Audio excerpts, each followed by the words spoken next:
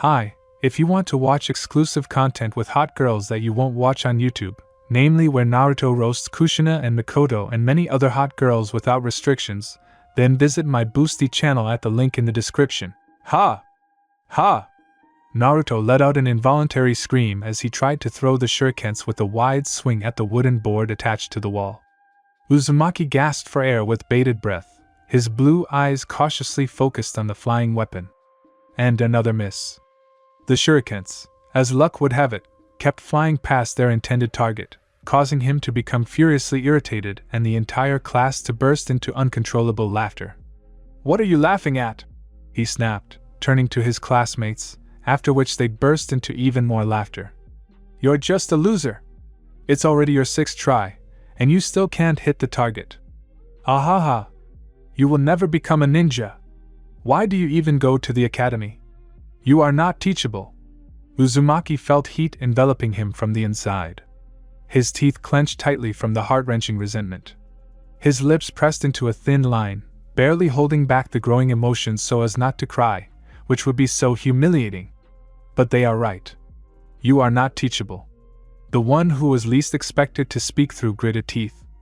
Iruka-sensei looked at Uzumaki with eyes flashing with anger and headed towards the shurikens that had fallen on the grass as a sign that the attempts of the good-for-nothing hooligan, as he called him, were over. Naruto watched his actions, feeling depressingly annoyed and replaying the teacher's words in his head several times, the causticity of which made everything inside him go numb. Only after a few seconds did Naruto feel that his lungs were critically short of air, after which he took a sharp breath and returned back to the class.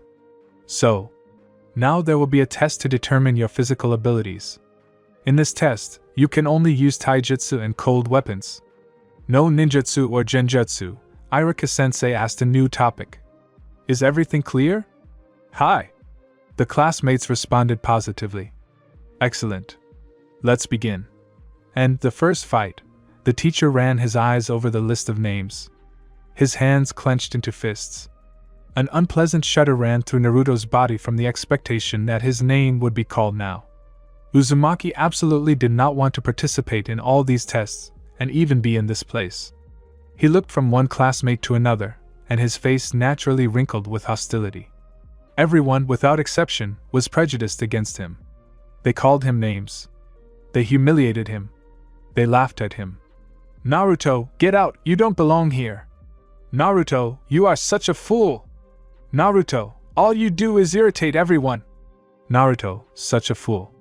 He thinks he can beat Sasuke. Sasuke." As soon as Uzumaki remembered him, Iruka-sensei's voice seemed to tear him out of his thoughts. First fight, Sasuke Uchiha and Naruto Uzumaki. The pupils of the blue eyes narrowed in surprise. The legs seemed to have grown to the ground, not wanting to bend and move their owner to the middle of the field. Naruto could not believe that he had just been named, and paired with the one he could not stand most of all in this crowd. After this announcement, a drawn-out squeal of girls was heard. Of what they were shouting at the Uchiha, only enthusiastic praises could be heard about how he was the best, and that he would definitely be able to smear Naruto on the ground. And the Uchiha himself outwardly did not pay attention to either the screams of the girls or Naruto himself.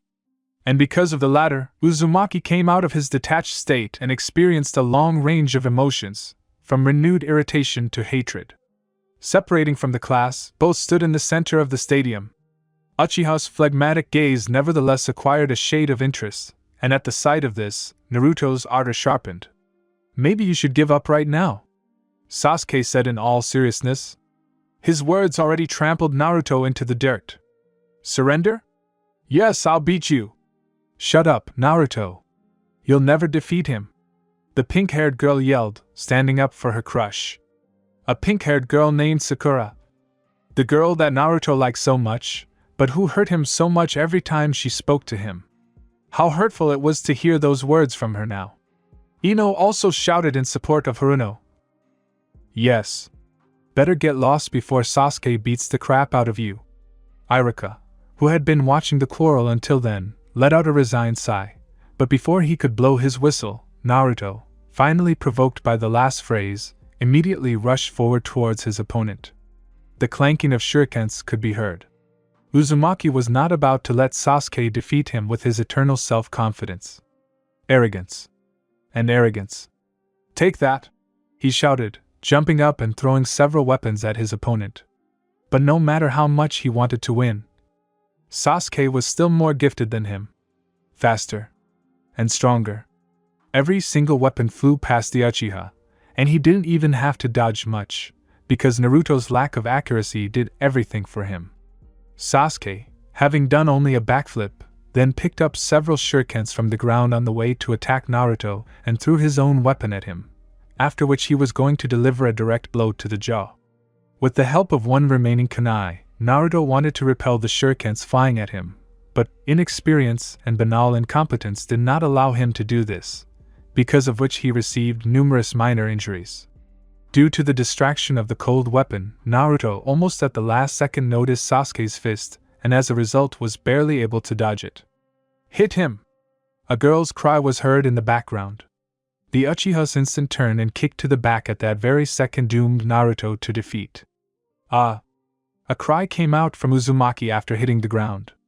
One of Sasuke's hands immediately grabbed Naruto's wrists behind his back, and the other hand pinned his face to the ground. His crushed jaw began to ache from pain, and dust from the ground was mercilessly driven into his eyes. Sasuke, with indifferent eyes and a barely visible satisfied grin, watched as Uzumaki trembled and grunted in anger because of the outcome of such a short fight. No matter how hard you try, you will not become stronger or smarter. You will remain a fool, at whom everyone will laugh. Naruto's resistance weakened in an instant. These words pierced his soul with lightning speed, like ice arrows, with piercing coldness. A choking lump lodged in his throat, which he could not swallow. And in his gaze, bitterness entangled his body with invisible ropes. Winner, Sasuke Uchiha, the teacher concluded. Another joyful squeal of the girls was heard, which finally finished Naruto off. He didn't have the strength to stand up at all. Crushed by Sasuke's words, Naruto didn't even notice that he had already freed him from his embrace with the ground. His forehead felt heavy because of the tears that were trying to come out. But he couldn't let them show themselves. Not in front of them. Overcoming himself, Naruto stood up and disappeared behind the crowd of classmates. Silence. The birds chirped outside the window. The gentle rays of the sun gently showered the room with a golden light for the last time, until the sun finally set behind the horizon. For some reason, this calm atmosphere was not to the third's liking. He sat before the Hokage's face before his face with a deep sense of regret, never having fully come to terms with the events that had happened in his life. Some of which were the departure of his most gifted student and the death of the fourth Hokage. Sarutobi looked at that light hair, those blue eyes, and his soul felt so warm. Warmth that completely burned out the heart. Hiruzen promised that he would take care of the boy and protect him from enemies. But the years took their toll, taking away the skills that had deteriorated in quality, and no one else was eager to keep his promise for the sake of the fourth and Naruto's well-being. What will become of him? Minato. Naruto walked along the busy evening street, freezing in the cold in a light t-shirt, step by step overcoming houses and shops. Out of the corner of his eye, he noticed how everyone around him turned unkindly to look at him, and some even tried to push him so that he would disappear from their field of vision faster. Raising his head timidly, Uzumaki began to peer at the people passing by. Contempt. That was all that could be read on their faces. But why? Why this attitude? Naruto couldn't understand it at all. What was the reason? What caused this baseless hatred towards him, weighing so heavily on his heart?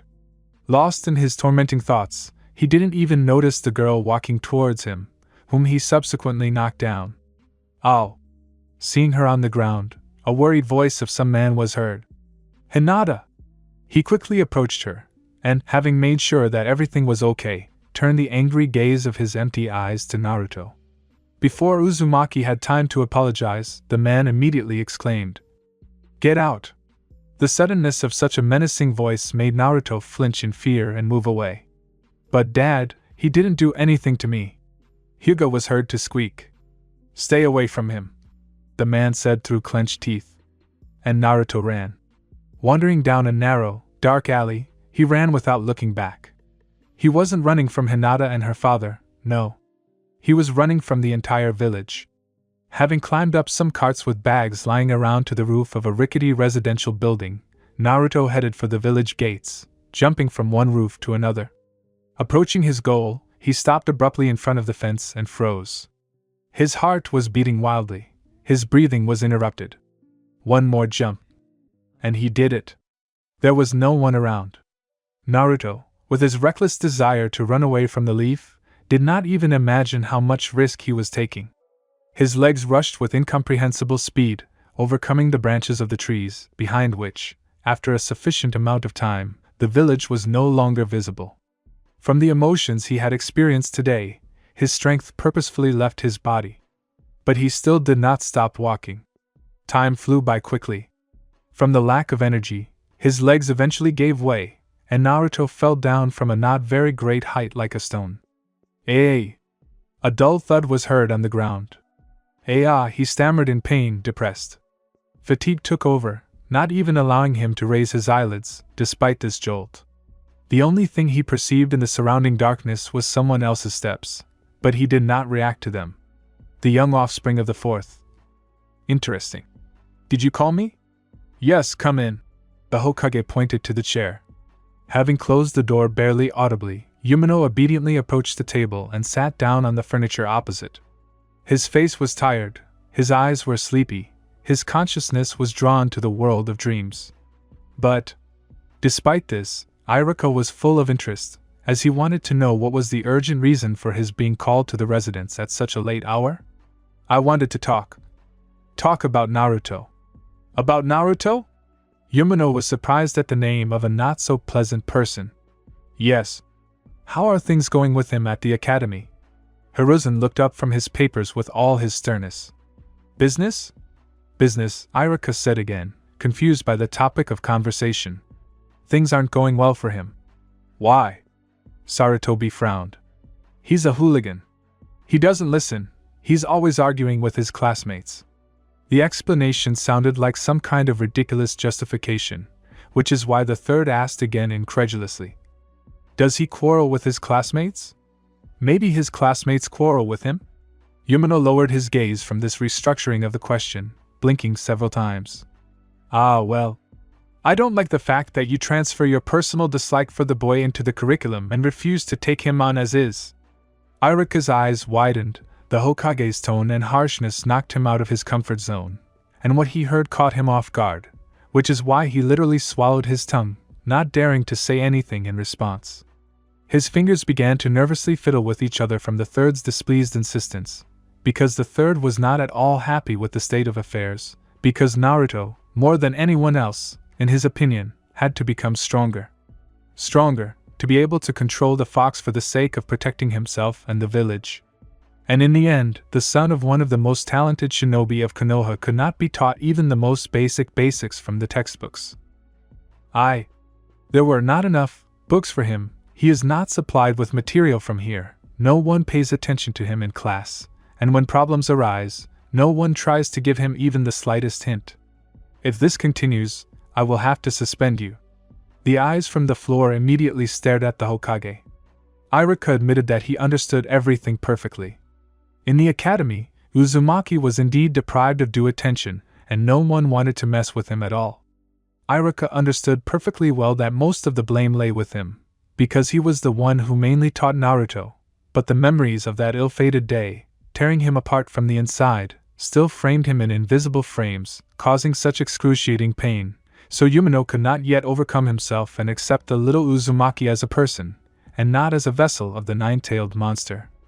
"I'll talk to Naruto and find some extra time for him," Iruka said, as if through force and reluctantly repenting. "I hope." The sound of the chair legs moving against the floor was heard. Yumino pushed away from the table, stood up from the furniture and headed for the exit. Sarutobi's eyes involuntarily closed from fatigue, accompanied by a powerless sigh. "I will fulfill my promise." Cold. Damp. The air was filled with the faint smell of chemical extracts. Naruto's body was crawling from the icy bed he had somehow found himself on. Beads of sweat were slowly trickling down his forehead, not helping at all from the tormenting heat. His head was aching, not allowing his thoughts to concentrate clearly enough to understand where he was. The heaviness that was overcoming his body did not allow him to move even his fingertips. But he did not want to move. Slightly opening his eyes, he saw some vague room around him, with vials, pills, and syringes lying around. Naruto was too weak to look around better, and so he closed his eyelids again. His eyebrows involuntarily drew together, his lips trembled, and it became difficult to breathe. No matter how hard you try, you will not become stronger or smarter. You will remain a fool, at whom everyone will laugh. Naruto didn't have enough willpower to restrain himself, and squinting, single tears still rolled down his rosy cheeks. His chest began to rise more often. The condition was getting worse. Too much pain had accumulated inside. He wanted to cry harder, but Naruto was trying to control himself. He didn't want to show all these weaknesses anymore. But for now, he wasn't doing it very well. He continues to feel unwell. A voice unfamiliar to Uzumaki was heard nearby. The medicine will start working soon. Naruto felt someone approaching him with barely audible steps, and opening his eyes, he vaguely saw a man with long black hair. Several strands of hair disobediently covered some parts of his face, on which there was a hostile grin, and in his eyes one could read arrogance. Arrogance that had nothing in common with contempt. And for some reason, this slightest remark made Naruto feel a fervent internal uplift. The man looked down at him like a boa constrictor at a mouse, which at any moment could drive it into a circle to further entangle and squeeze the small body until it lost its life. But Naruto felt that the snake was not going to attack. It's funny that the material itself came to me. His voice finally rang out, accompanied by a satisfied, quiet laugh. Naruto's eyes closed again from the sheer effort of keeping them open for a few more seconds. Who would have thought that he could escape from the village? It doesn't surprise me. Konoha can't even keep an eye on its own leader's safety. What are you going to do with him? Are you interested? The black-haired man asked intriguingly. The hours flew by at an incomprehensible speed. Before Irika could notice, blue began to appear in the sky outside the window instead of black. Such light, such gentle, such warm tones. Yumino, having arrived home last night, was unable to close his eyes and spent the entire time in his thoughts. He had absolutely no desire to go meet the boy, but circumstances forced him to do so. It was impossible to disobey the Hokage. Sharply pulling the blanket off himself, he got out of bed and dressed with active movements, in order to quickly visit his student. Having adjusted his shinobi headband before leaving, Irika left the house and made his way to Naruto's house. And his house was not far away, literally a couple of steps from the place where he lived. The steps creaked unpleasantly underfoot. In the small courtyard in front of the front door there were some packages of fast food lying around, and on the railings there were clothes that Naruto had apparently tried to wash, and yes, tried, and hung out to dry. A couple of knocks on the door silence. It was not early, Naruto should have woken up by now. Irika knocked again. Naruto! He said his name quietly. And in response, the same silence again. And for some reason Yumino didn't like it at all, which is why he decided to visit the student at home by force. Having knocked down the door with precision, calculating his strength so as not to break it, Irika found himself in a small apartment. The picture around was as depressing as in the courtyard, clothes lying around with empty boxes from under food. Only in even greater quantities. Naruto, Yumino said again. But the house was empty. Is he training? Or where is he? Crack. Rumble. A thick smoke rose up around, filled with flying fragments. Someone's drawn-out howl could be heard. Naruto immediately lowered his head, seeing that his hands were completely drenched in blood. What is this? The echo of his own voice was muffled. He turned around and saw several giant snakes in the distance destroying a building, and somewhere from there he heard the shrill screams of people unknown to him, after which pieces of flesh flew into the air, splashing thick red liquid in all directions. But despite the sophistication of the picture, Naruto was not afraid. He was not afraid, and moreover, he wanted to see more. His heart suddenly overflowed with a light joy, as if it had been freed from viscous shackles. A strange thirst for freedom was growing inside. He wanted to grab hold of this fleeting impulse and squeeze all the juices out of it. all the blood. He wanted to get everything without a trace, give free rein to madness, and finally, swim headlong into this sweet euphoria. Behind the layer of smoke, someone's silhouette began to appear. It was a man. Hair down to his waist. Skin with a slightly bluish tint. He stood confidently and looked straight at the same picture as Naruto. Although his back was turned, for some reason Naruto knew that this man had a very pleased expression. What happened? Uzumaki abruptly sat up. The dream ended at the most interesting part, and the question remained unanswered. His heart began to pound, as after a long workout. His body ached. His head immediately began to spin from such a quick rise. His hands involuntarily squeezed the thin blanket until consciousness began to return. Naruto began to quickly glance around the room and subsequently saw a large number of medicines on the shelves and table nearby. Hospital was the first thing that came to mind. But despite the medicines placed around, it was hard to call this place a hospital. It was too quiet. Too calm. Too gloomy. This peaceful and lonely atmosphere lasted for a few more minutes, when Naruto lay back down to sober up completely. But he didn't want to lie down any longer, because interest had enslaved him. Stepping onto the ground, Uzumaki carefully moved forward, trying to get out of the strange ward as unnoticed as possible. Having closed the treacherously creaking door behind him, Naruto began to wander along the long, dark, patterned corridors with silent steps. The guess that his location was a hospital became even more doubtful. Moving slowly further with internal anxiety, he reached the middle of the forked road with 4 branches around it. Suddenly, he heard the echo of someone's footsteps. But it was very difficult to determine where exactly they were coming from. Naruto fearfully turned around and got lost among his own guesses. And the steps were getting closer and closer. Good. The class is free. And just in time after these words, the bell rang. The children happily began to pack their things in order to quickly leave the walls of the academy. Iruka, leaning his fists on the table, nervously exhaled through his nose. His face was worried. 2 days had passed since he visited Naruto. The Jinchuriki was still missing. Where could he have gone? The thought that Naruto could leave the village was immediately eliminated, because how could he? A stupid, completely useless boy who does not know how to do absolutely anything. Has anyone seen Naruto? Iruka asked the boys without much hope. No, they all answered at once. It's like someone is talking to him, someone from the crowd said quietly. Yumino's gaze fell on the picture outside the window. He remembered the incident a few months ago, when Naruto had disappeared in the same way. For a whole week. The Umbu guarding the borders of the village, all to one, said that Naruto could not have left the village. And that turned out to be true.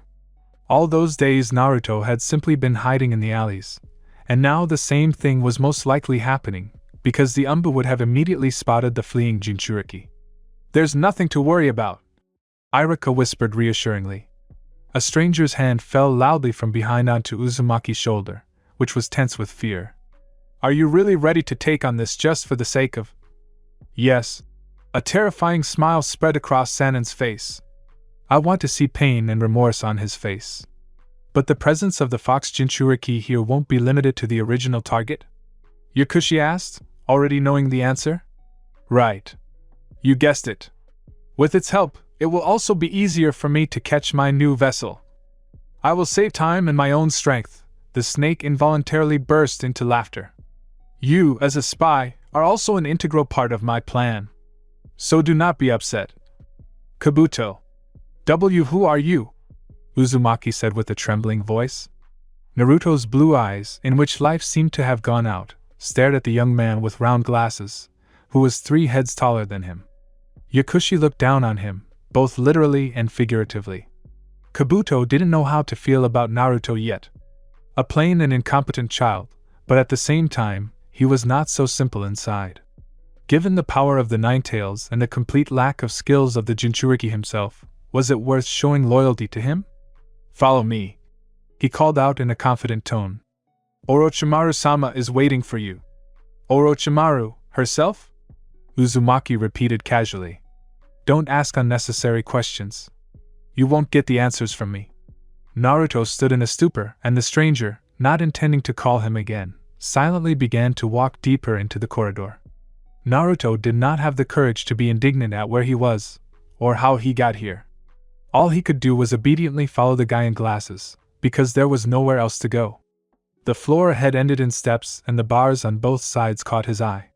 Going down, Naruto saw a long line of cells in which exhausted-looking people of different ages were imprisoned.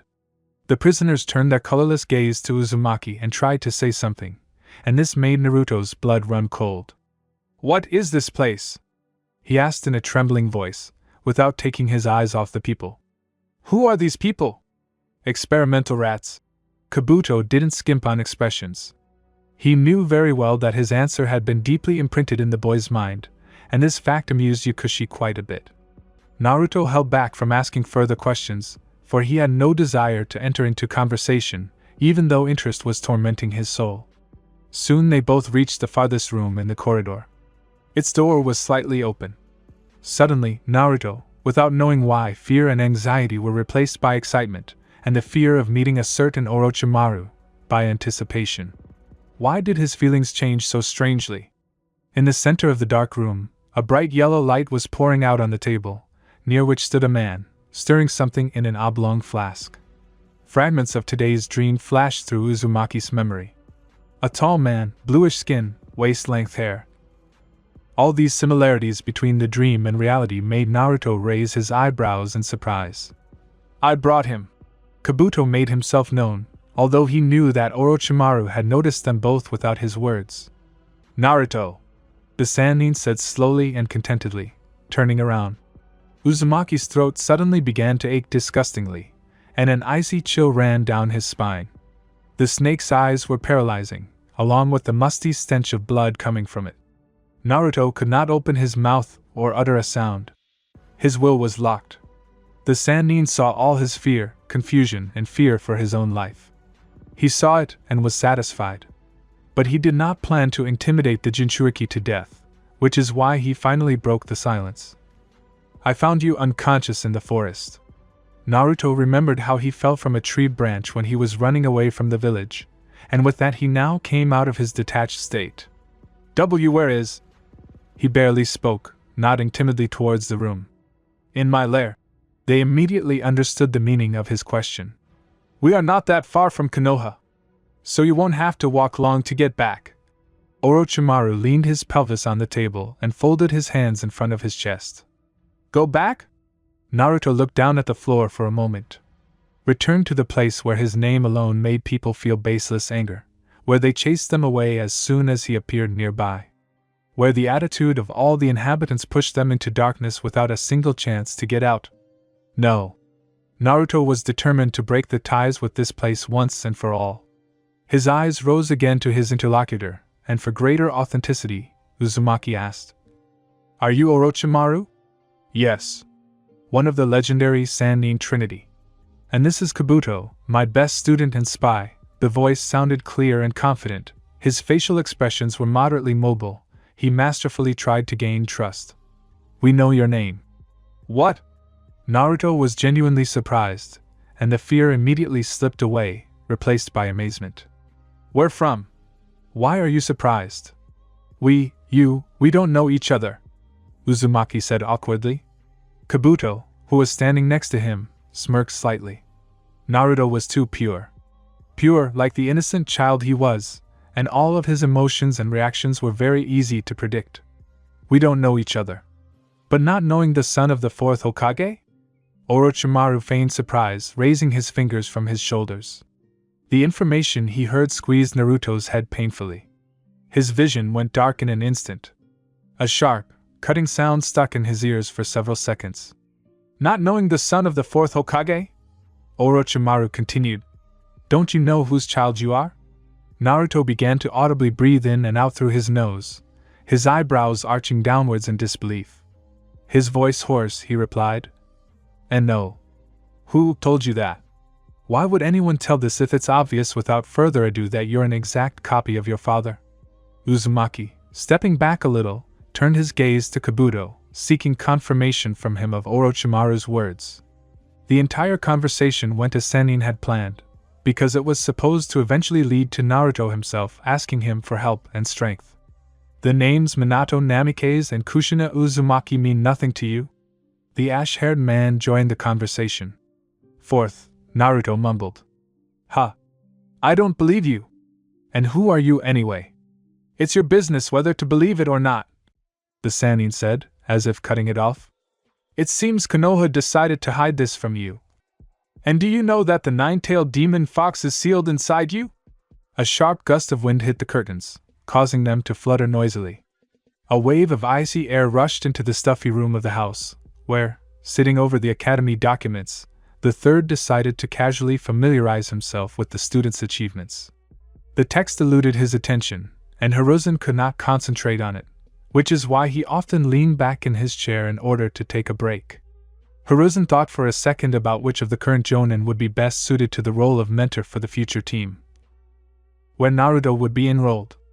Although it was still early, there was plenty of time before the exams, and the characteristics of the other two teammates would have to be taken into account. But still, while lost in thought, the night outside the window slowly began to dissolve. Morning came. The weather remained cool. The sun's rays barely filtered through the thick clouds. The leaves quietly rustled against each other under the pressure of a weak wind. The atmosphere was gray and brought on mixed feelings between cheerfulness and melancholy. The children walked lazily and discontentedly to school. Iruka watched them through the window, sitting at his desk, and with a barely creeping anxiety in his chest, he thought about Naruto. Among the numerous faces of the students approaching the doors of the academy, he did not see his face for the umpteenth time. Was it worth sounding the alarm? After all, it had been 4 days. Naruto had not come to class for 4 days. Previously, Iruka had not particularly followed the Jinchuriki's attendance schedule, since he preferred not to see him at all. And maybe Uzumaki had disappeared much longer than he had now. But right now, Yumino was very worried about his absence, because he had to urgently discuss the topic of extracurricular activities with him. Iruka stood up from his chair and walked over to the window, clutching his wrist behind his back until it went numb. It had started to drizzle outside, distorting the view through the glass, and Yumino began to take a closer look at the children while it was still possible. Suddenly, an orange vest over a bright blue t-shirt caught his eye. It was impossible to tell if it was a boy or a girl. Several kids were blocking his view. Iruka literally stared at that t-shirt. A moment, and a familiar face with 3 scars on its cheeks appeared before him. Naruto! Escaped my lips. He couldn't believe it. Was he mistaken? Or was it really Naruto? Why was he so surprised, as if the boy had appeared to him? Yes, not even surprised, but Iruka could not understand the exact reason for his reaction, because it was difficult to determine his emotions. This lack of understanding was a little confusing. He walked quickly towards the office door to go out and make sure. Hello? Yumino only had time to open the door and take a step forward, when he had to suddenly turn back, greet everyone and let them in, with the appearance of almost an entire class on the threshold.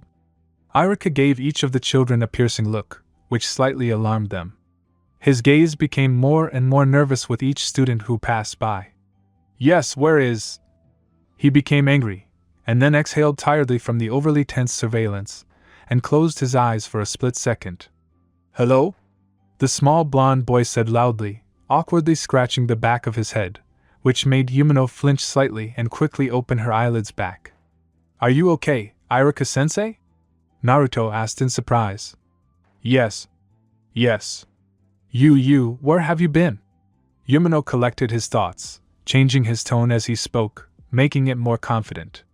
4 whole days, he added, placing his hands on his hips in a sign of indignation. I was sick. The boy spread his arms out to the sides, looking away to the upper corner of the room, as if he was not telling the whole story. Were you sick? Iruka narrowed his eyes in disbelief.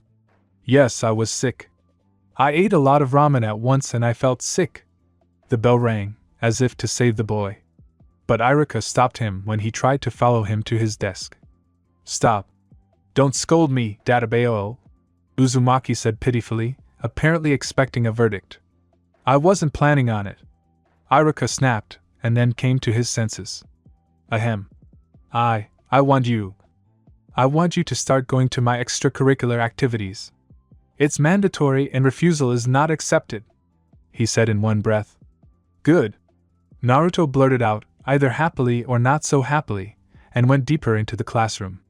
Iruka watched him go and began to be perplexed by the student's behavior, which he considered strange.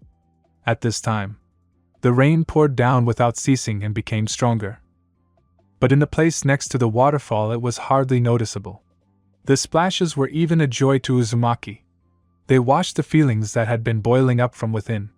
He sat in the lotus position, squeezing his hands in a certain seal for meditation and restoration, which helped to maintain balance between the two energies of the body. The use of a special, untested technique created by Orochimaru and pills that accelerate the flow of chakra output in return for the creation of a clone, exhausted the body. Moreover, this was the first technique, and also a serious technique, which he successfully managed to master. He gave a small part of his life energy to create not just a clone, but his own double, who would temporarily have to replace his place in the academy, and in general fill his absence in the village. This technique can be very dangerous for a normal shinobi, but with the high endurance inherited from the Uzumaki clan and an impressive amount of chakra, you will not be in danger of a fatal outcome. Know that the technique will not let you worry about the possibility of pursuit from Konoha while you are here. Kabuto's words came to mind. The double was probably already there. After these couple of days, the brain no longer tolerated the decline of mental activity. The resentment towards his home was replaced by mutual contempt for Naruto. Disgust, which grew deeper and deeper with its roots. The man who seemed to be an authority became an object of hatred. He chose the protection of the village over your well-being. Loving parents would never put their child's life in danger. They were more concerned about the safety of the village than how its inhabitants would treat their son. Naruto had repeated Orochimaru's words in his mind more than once. Uzumaki did not dare complain about his current impotence, because the Sannin had become a kind of opener for him. The sharp edges of the news had smoothed out a little, but that did not mean that they had disappeared completely. They would never disappear. And so Naruto now had a clear goal: to gain power and use it to destroy the Hidden Leaf village. "I can't. I don't want to go back there," Naruto said tersely after coming to terms with the fact that there was a demon inside him. Some time passed, and the rain eased a little. It was worth briefly distracting myself from my thoughts and trying to come to my senses completely, as the pain, which had just been weakly cured, slowly began to disturb the pain again, slowly creeping up.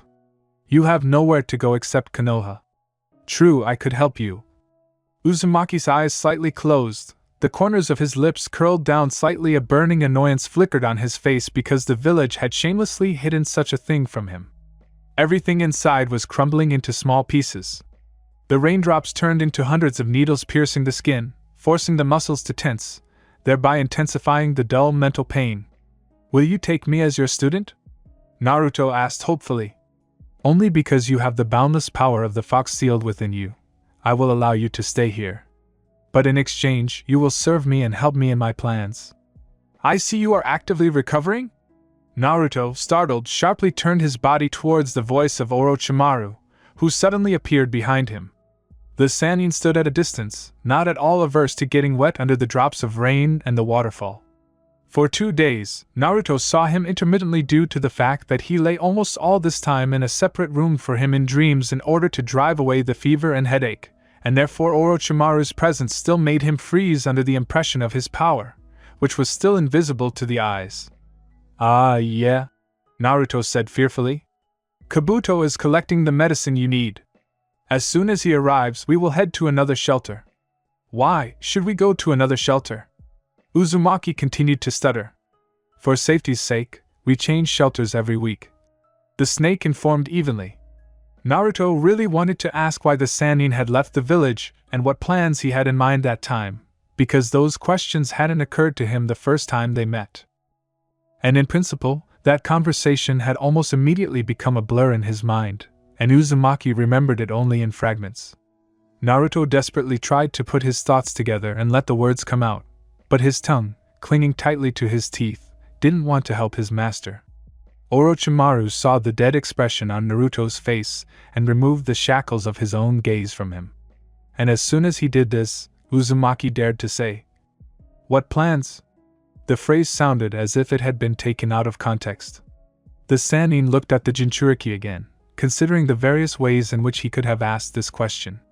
And quite quickly, Orochimaru remembered their first conversation. I'm going to raise Konohagakure to the ground. He almost hissed with a slight veil of irritation. The terrifyingly languid barrier suddenly crumbled to his feet. What he heard seemed to throw Naruto out of the depths of the earth to the endless expanses of the sky. It was incredible how the answer to his question blew away all the confused thoughts and cleared his mind, that Naruto was now ready to follow this man to the ends of the earth. Anywhere. If only Orochimaru would really give him the strength so that he could destroy this place he hated with all his heart together with him. Uzumaki was ready to jump to his feet and enthusiastically asked to start training, despite the fact that his energies were not completely returned to their previous state. Orochimaru couldn't help but notice the change in the boy's expression, as it noticeably became more animated. What is the Sannin Trinity? Uzumaki decided to ask another question of interest, using the well-established contact. Orochimaru smirked. It doesn't matter at all. Yes. Naruto also felt that it was completely unimportant right now. He suddenly felt a sense of emptiness in his chest, which forced him to return to the process of self-recovery. Orochimaru, mentally satisfied with another good find and smoothly going business, continued to stand next to the boy, watching intently as he diligently concentrated on meditation. Soon the air nearby was torn apart by a Shenshin. The ash-haired youth in glasses immediately attracted the attention of the Sannin and Naruto. In his hands was a medium-sized gray backpack and a few shades darker, light, far from new in appearance, Haori with a brown belt. Here. Kabuto handed Naruto's things with indifferent calm. You'll put on an Umbu mask so no one will recognize you.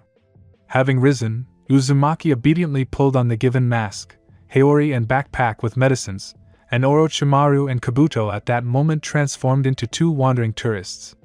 We can go, said the snake Sannin, turning towards the large pedestrian road. The village of Shadows is a small, not very populous village between the village of Grass and the country of Fire. It is said that the Nara clan originated here.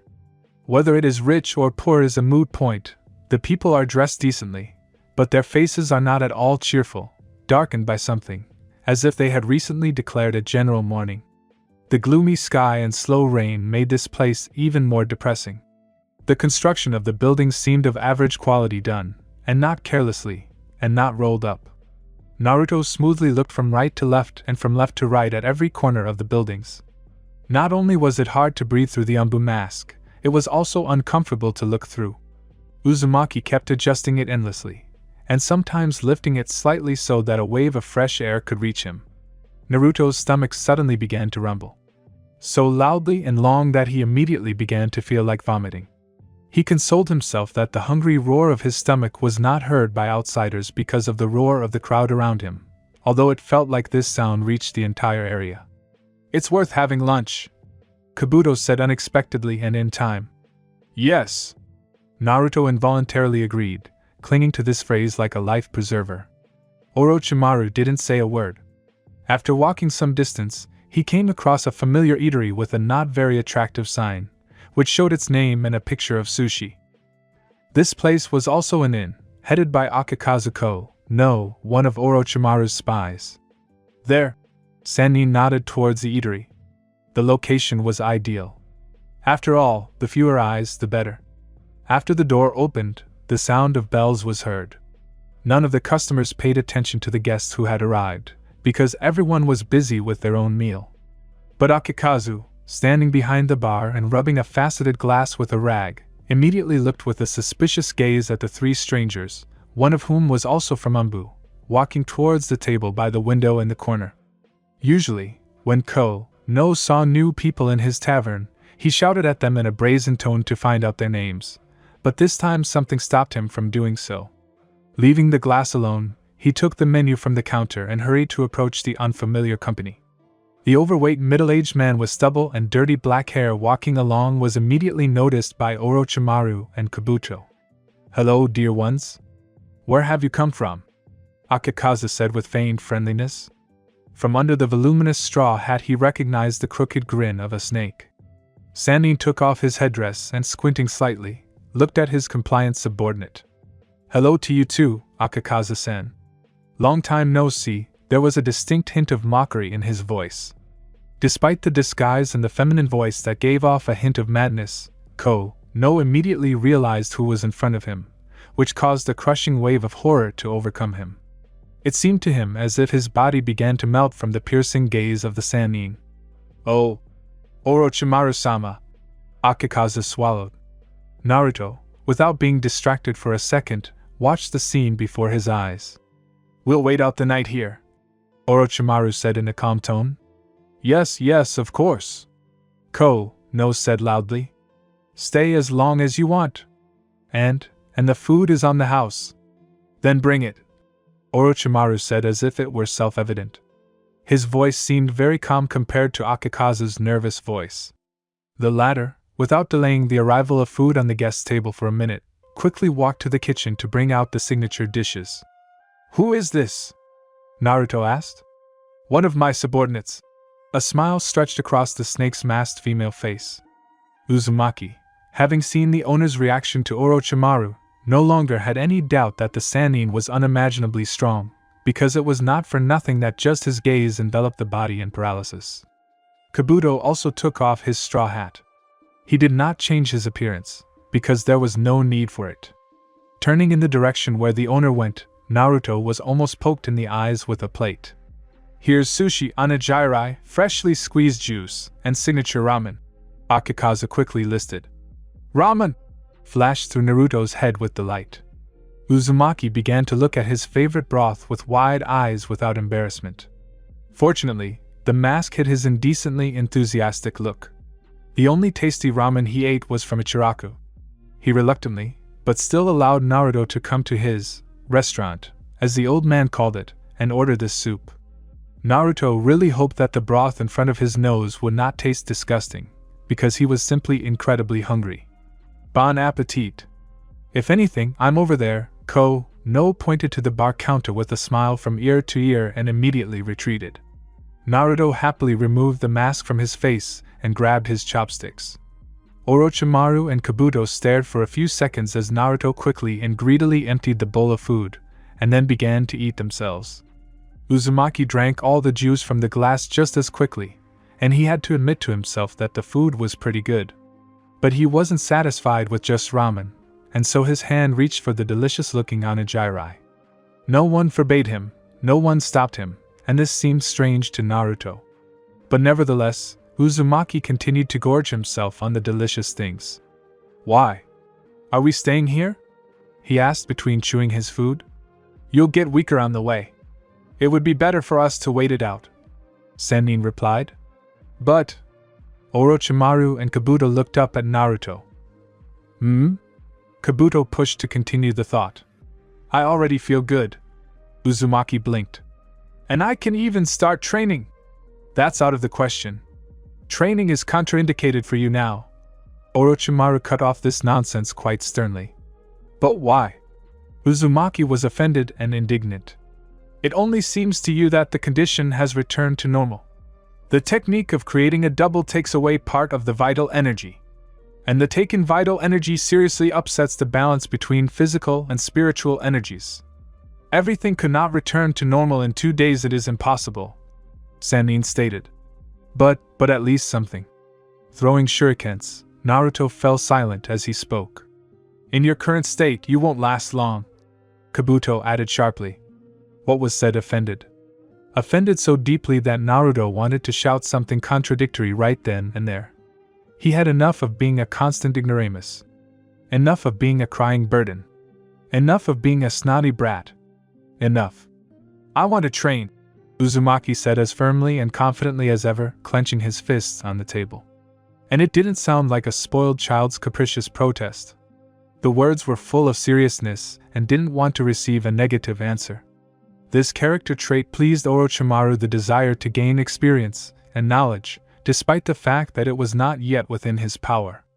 Resting his chin on the knuckles of his right hand, and with a thoughtful expression on his face with the shadow of an uneven smile, tracing the edge of the plate with the finger of his other hand, Orochimaru said, Try.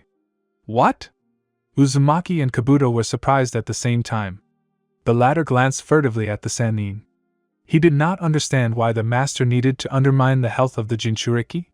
What did he want to extract, and what did he hope for?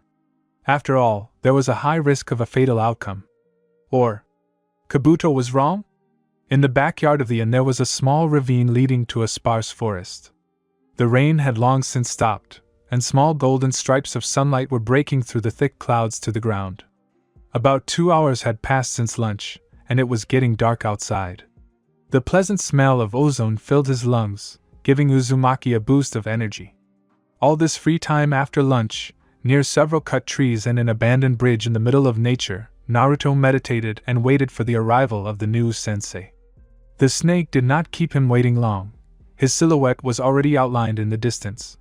He had a scroll in his hands, and Uzumaki stared at this scroll with his gaze almost immediately when he saw the Sannin walking towards him.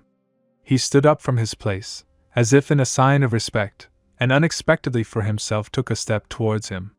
So as not to overload you, for the rest of today you will learn to throw shurikens and walk on trees. Walk on trees? Naruto blinked in surprise. Yes, you heard right. Is this possible? Orochimaru frowned slightly. Apparently, Konoha is an even more wretched place than I thought. How can he not know this? The Sannin demonstratively walked to the nearest tree and casually walked up to its crown. Naruto's jaw nearly dropped to his feet at the sight of it. How? Orochimaru let out a strangled laugh in his usual manner, and then abruptly landed back next to his young student. To rise in the same way, you need to concentrate chakra in your feet, the Sannin explained. Cool. But why is this necessary at all? Although this skill is very easy, it is quite practical, and therefore it will not hurt you at all. Having learned to control chakra in individual parts of the body, you will be able to master techniques of varying complexity without any problems, including throwing weapons without missing. Orochimaru twirled the scroll with his fingers, opened it, and used his seal to summon the weapon. 5 kunai and 5 shurikens are enough for you for now. Master them. I'll leave you. Are you leaving? Naruto was confused.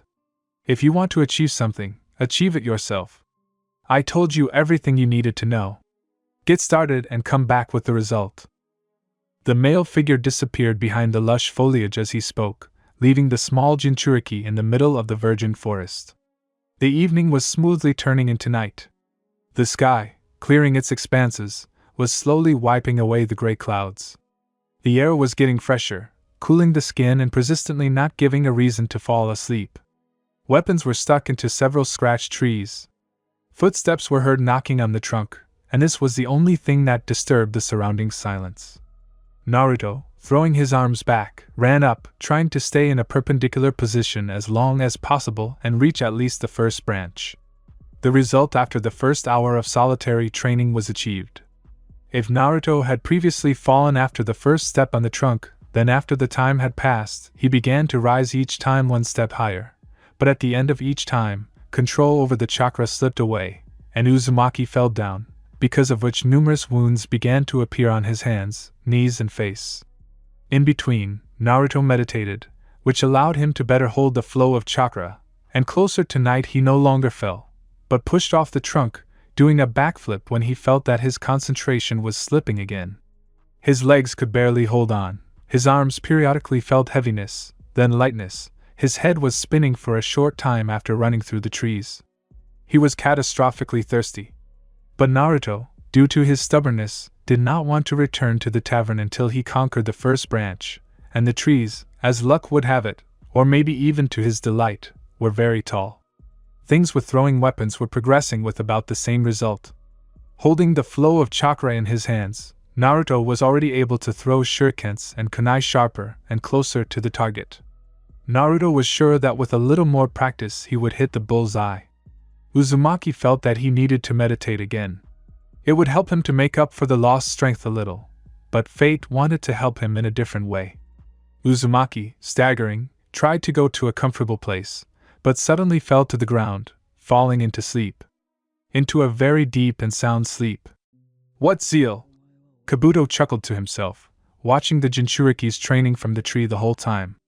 Yakushi was truly surprised. A little brat without an ounce of talent could hold out for so long, despite being mostly exhausted inside. Impressive. Going downstairs, he approached the sleeping Naruto. Kabuto's eyes, slightly narrowed, stopped for a few seconds on the blonde. Kabuto himself did not understand why he suddenly froze, and shaking his head slightly, picked Naruto up on his shoulder and headed to the tavern. The cool room was filled with the hubbub of people and the chirping of birds. Squinting briefly from the glare of the sun, his blue eyes suddenly flew open. Naruto growled and immediately turned away from the light.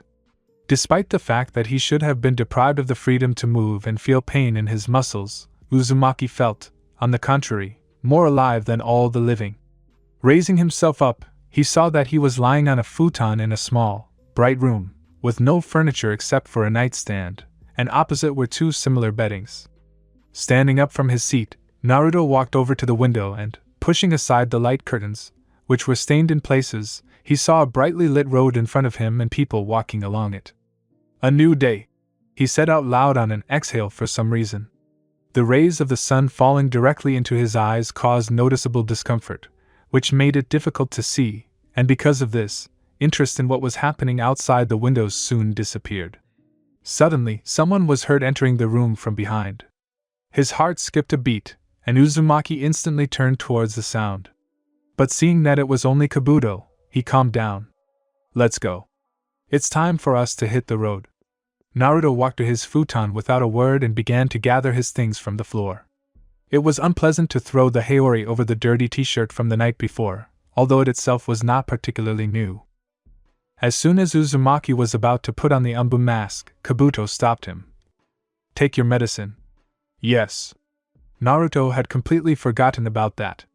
Opening his backpack, he expected to get some syrup or pills, but he was very wrong. They were edible, tree branch-like herbs, and they tasted pretty good. Don't forget about them, otherwise you'll get serious complications. Kabuto continued discontentedly and opened the door to the room. When the two left the inn, they immediately saw Orochimaru at the door at the exit of the inn. He was in the same condition as yesterday. Noticing his subordinates, he pushed off the wall and walked forward along the road. How are you feeling? Me? Naruto asked again. Ah, good. Okay? Orochimaru looked, turning in profile and twisting his lips into a grin. Are you sure? Yes. I feel great. Uzumaki answered with optimism and firmness, to which the Sannin stopped and quietly said, Wonderful. Naruto's wrist was suddenly grabbed by the snake's rough hand and was immediately dragged to the roof of one of the buildings nearby. Ah! From there to the roof of another building, and from the roof of another building to a tree. Orochimaru released Naruto's limb and allowed him to move on his own. Uzumaki was taken aback by the speed and unexpectedness of the actions, and even when he was released, he did not have time to come to his senses before he had to quickly start running in order to catch up with his sensei and Kabuto, who were moving away along the tree branches. Hey, wait! He shouted and ran after them. The path to the shelter was made without a single stop, which greatly pleased Uzumaki, because now was not the time to rest. Naruto was filled with lightness and pushed off from the branches as if from springs. He did not keep track of time and did not know exactly what time it was. Was it midday? Or maybe it was already the second hour of the day. The three shinobi managed to pass the village of shadows and reach the bridge of heaven and earth at the same fast pace, and from there they made their way to the shelter itself. One lair was completely indistinguishable from another. The same darkness. The same dampness. The same patterned corridors, lit only by burning candles on both sides. The sound of footsteps echoed along them and then was lost in the depths of the room.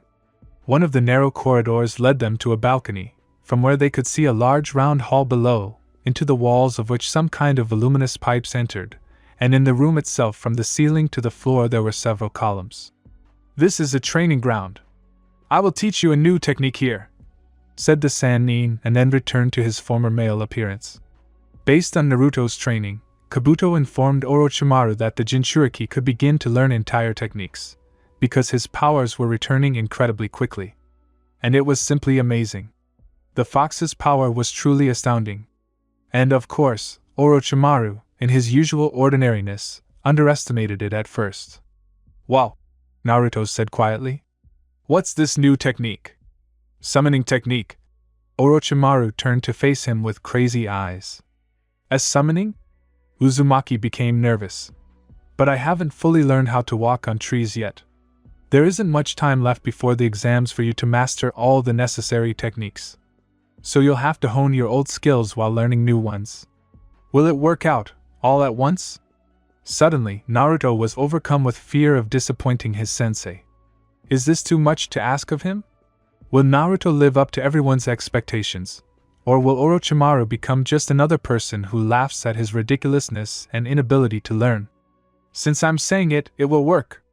I'm not throwing words to the wind." Naruto's thoughts, watered with doubts, changed in an instant. Again. How did he do it? Uzumaki couldn't understand it. The Sannin, as if by a wave of a magic wand, changed Naruto's train of thought and mood. "Follow me." Orochimaru-sensei headed down the stairs. Naruto, with a trembling heart, obediently followed him to the middle of the court. "Now listen. Summoning jutsu requires a lot of chakra. Your usual chakra won't be enough here, so you'll have to use the power of the fox." "The power of the fox?" Naruto stepped back a little from these words. Have you ever felt two chakras inside you? As if he had missed the violent reaction of Uzumaki Sannin. Naruto looked up, remembering. Two chakras. Yeah. Something like that. One blue and one red, and it's so powerful. This is the power of the fox. Wow. But how am I supposed to use it if I don't know how to control it? And I've never met the fox. I don't think he'll be happy if I borrow his power. Most likely, the tailed beast chakra appears when you are in danger. After all, if you die, the demon inside you will die too. If you create a dangerous situation for you, the bijou will be forced to protect you. A dangerous situation? Naruto repeated after his sensei, unhappily. What if I use up my regular chakra so that the Nine Tails voluntarily has to give me some of its own? He does have some sense. It's simple. A quiet chuckle came from Orochimaru. Simple? Not at all. He raised his thumb to his mouth and bit it until it bled. A call. He slammed his palm down on the ground and then straightened up, standing on the giant white reptile's head. Awesome. Naruto clenched his fists in front of his chest in admiration. I want that too. The summoned reptile silently opened its mouth wide and pulled out a long tongue that reached the floor, in which a scroll was entangled. The manuscript in front of Uzumaki immediately opened, and he saw vertical columns with the names of the users of this technique. This is a contract with snakes. Write your name in blood and leave a palm print at the bottom. And when you want to call the summoner, create the required amount of chakra and lower the hand with which you signed the contract to the ground. The sequence of hand seals is as follows: pig, dog, bird, monkey, and sheep. The Sannin demonstrated on himself for clarity. Naruto literally scanned the combination and tried to repeat it himself several times. It was impossible to remember everything at once, and also to fold the fingers in the correct position the first time. Only after the fourth attempt, Uzumaki was able, albeit slowly and uncertainly, to fold his fingers as needed. Then Naruto did what was said about the signature according to Orochimaru-sensei's instructions. He carefully listened to what he wrote in the scroll, so as not to make a mistake in the hieroglyphs of his own name. All. Excellent. Now we need to wear you out. How? The white snake swallowed the manuscript back and disappeared, and the Sannin landed right in front of Naruto's nose. It must always be remembered that Orochimaru is a man of decisive and radical action. He will achieve results by any means necessary, sparing no effort from his subordinates, and not being afraid to lead them to death. Naruto had this firmly in mind as he fought off and dodged the attacks of the 5 prisoners that the Sannin had released from the dungeons so that they could help Naruto properly lose his strength. Uzumaki ran along the walls and threw kunai at them, trying to at least temporarily immobilize these thugs. But they did not calm down, despite the fact that they themselves were exhausted due to such a long confinement in the lair. Come here, brat. Naruto didn't even turn around to look at who shouted. How can we defeat them by simply running? His body was getting more and more hot, the hair on his forehead was sticking together from the sweat that was dripping down, His eyebrows were furrowed, holding the upper part of his face in tension. The room seemed unbearably stuffy, and his t-shirt was constantly fluttering from running, causing his body to feel an unpleasant chill. Naruto squeezed out his will to the last drop and held on. He held on until he reached his designated goal. The prisoners released were those who did not know how to use the elements, but they were damn fast and Naruto barely managed to avoid each of their blows. At one point, Uzumaki felt that his hands were starting to be stabbed, and then completely burned. Distracted by the strange pain, he slowed down in his run, and thus doomed himself to a blow from one of his opponents. Naruto flew several meters, turning over 10 times on the floor. Blood gushed near his temples and upper lip. Gritting his teeth, Uzumaki raised himself on his hands and sat on his knees. The burning, like a flash, suddenly intensified, which caused Naruto to roar loudly in pain. Orochimaru and Kabuto on the balcony did not take their eyes off him, watching with genuine interest what was happening to him. Blue eyes fixed their gaze on the palms, which began to be enveloped in a deep red, seething shroud, as if blood had come out of the flesh. And only when Uzumaki raised his head, he noticed the swirling waves of scarlet chakra around him, which did not allow the 5 guys to approach him. And Naruto understood. This is my chance! A shaking hand touched his face, and the fingertips were covered with red liquid. Uzumaki tried to form seals more sharply, but his hands seemed to turn to stone, slowing down the process of summoning. Come on, he groaned quietly. One more symbol and... done. Call! Thick white smoke broke through the red waves, quickly dissipating after a few seconds, after which those present were presented with a huge, dark purple snake that reached all the way to the ceiling. Maanda! Orochimaru said the name of his favorite animal under his breath with satisfaction. Unbelievable! He succeeded. Yakushi was surprised, adjusting his glasses. He needs a long rest after that. His tissues may be torn, and there may be a risk of a malfunction in his body. Yes, you're right. Send these 5 back.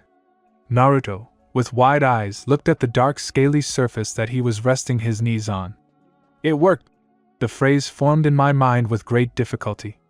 Manda, furious that Orochimaru would allow a mere child to summon him, began to rant and rave at the Sannin, his voice so loud that the walls began to shake and the earth above began to fall down. And Naruto heard all this in the background. He was going to sleep. His eyes rolled back, and Uzumaki fell down, powerless and unconscious. The light of the training grounds suddenly turned to darkness. The smell of something even damper than the Sannin's hideout hit his nose. Naruto heard someone whispering in his ear, urging him to go somewhere. I want to see you. A strange, hoarse voice cut into my ears, incredibly piercing. The eyelids immediately flew open, and Naruto saw a corridor with lamps giving off a dim yellow light. What the? Come here, Naruto! The unfamiliar voice rang out again. Naruto shuddered, afraid to guess who it could be, what kind of place this was, and how he ended up here, but he involuntarily dared to take a step forward. Come on! Don't be afraid. I'll give you my power. Fox? Uzumaki, with a ton of doubts in his soul, barely moved forward. He was furiously afraid of meeting the demon face to face, but he understood that he could not avoid it.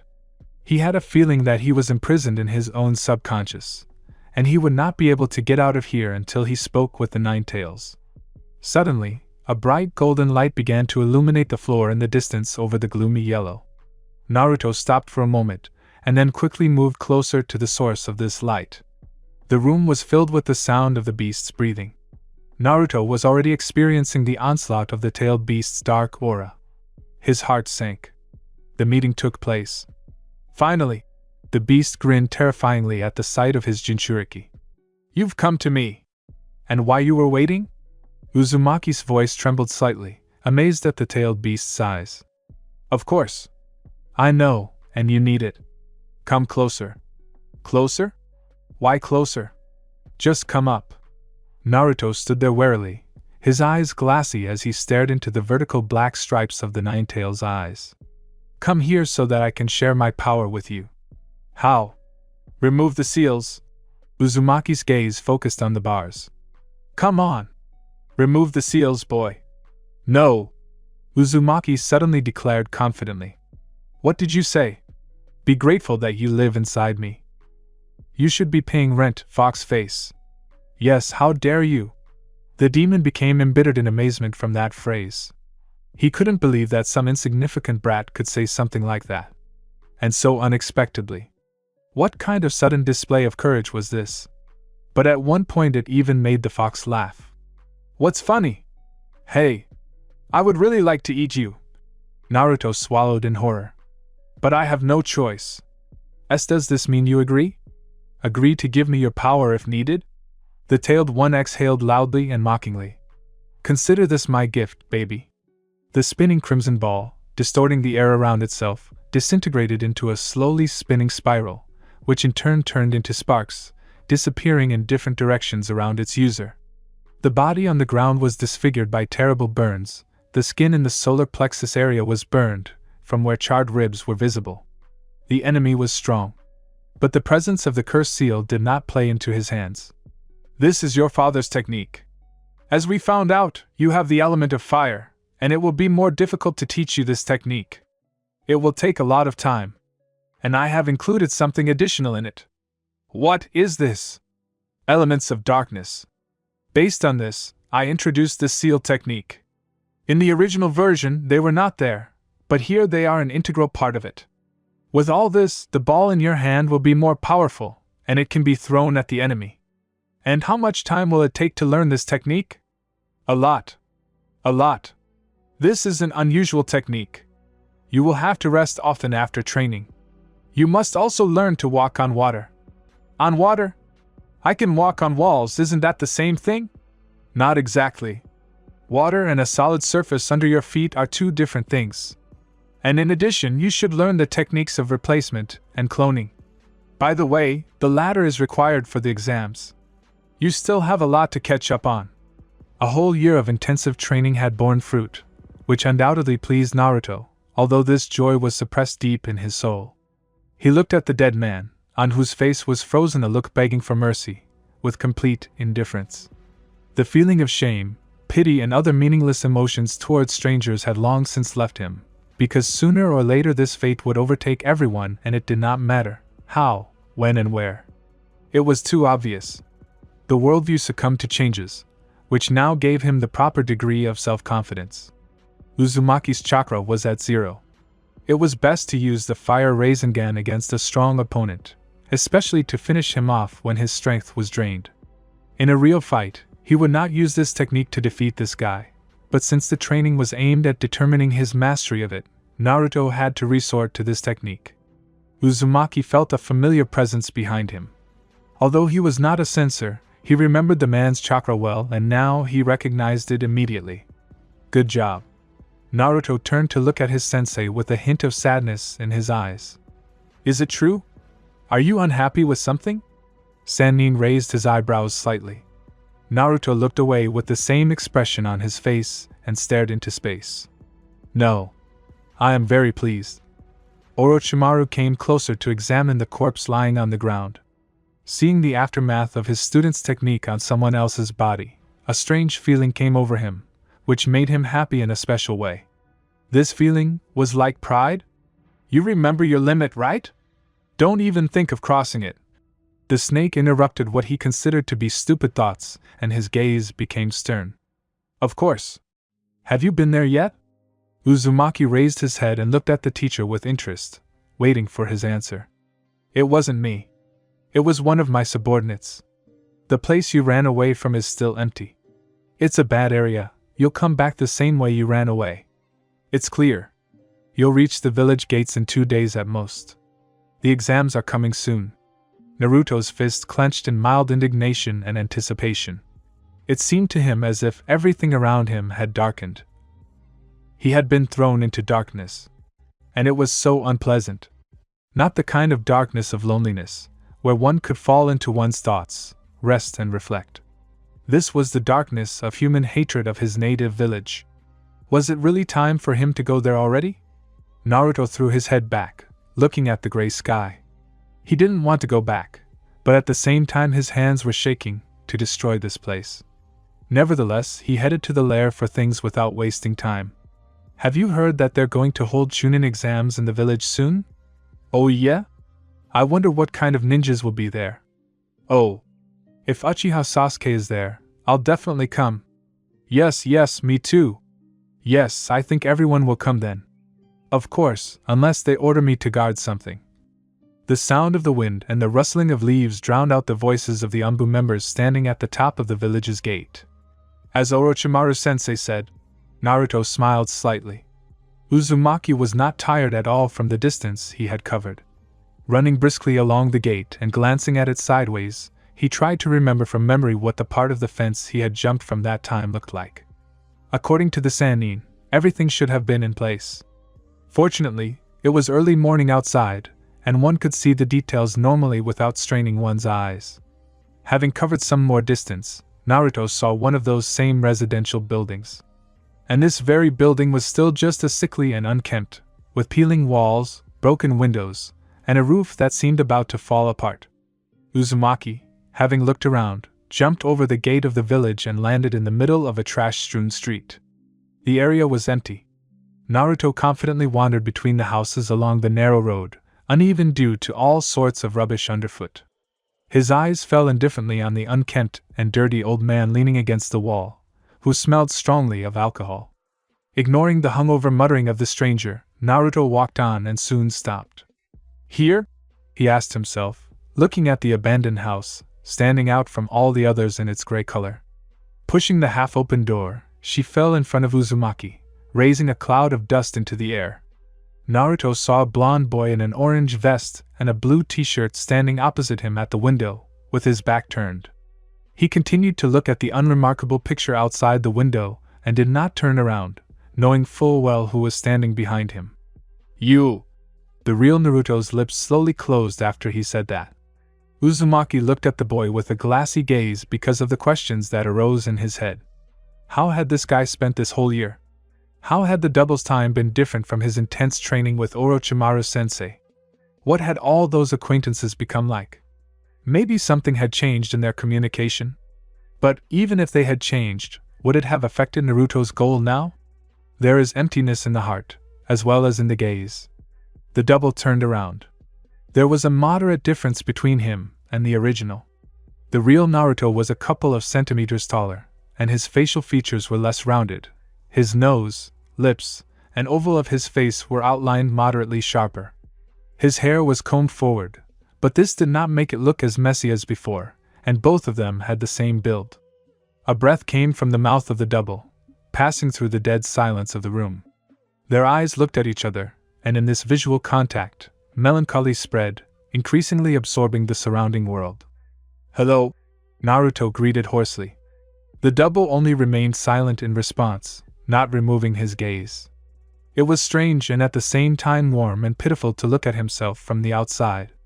The internal passive riot of emotions did not want to disperse. Naruto sluggishly began to move his legs towards the boy. A double is not a clone. It cannot be eliminated by physical or any other attacks. Unless, of course, they are deadly. Because it is a living being. A part of your I, woven from your own life energy. It can only be quickly removed by your own hand. One touch and it will disappear. One touch and you'll disappear. Uzumaki whispered silently. Orochimaru-sensei's words corresponded to reality. The double really did dissolve, turning into dust. And this dust, along with the remnants of chakra, flew at the real Naruto, transferring back to him that part of the lost life energy along with the memories of all that time spent in Konoha.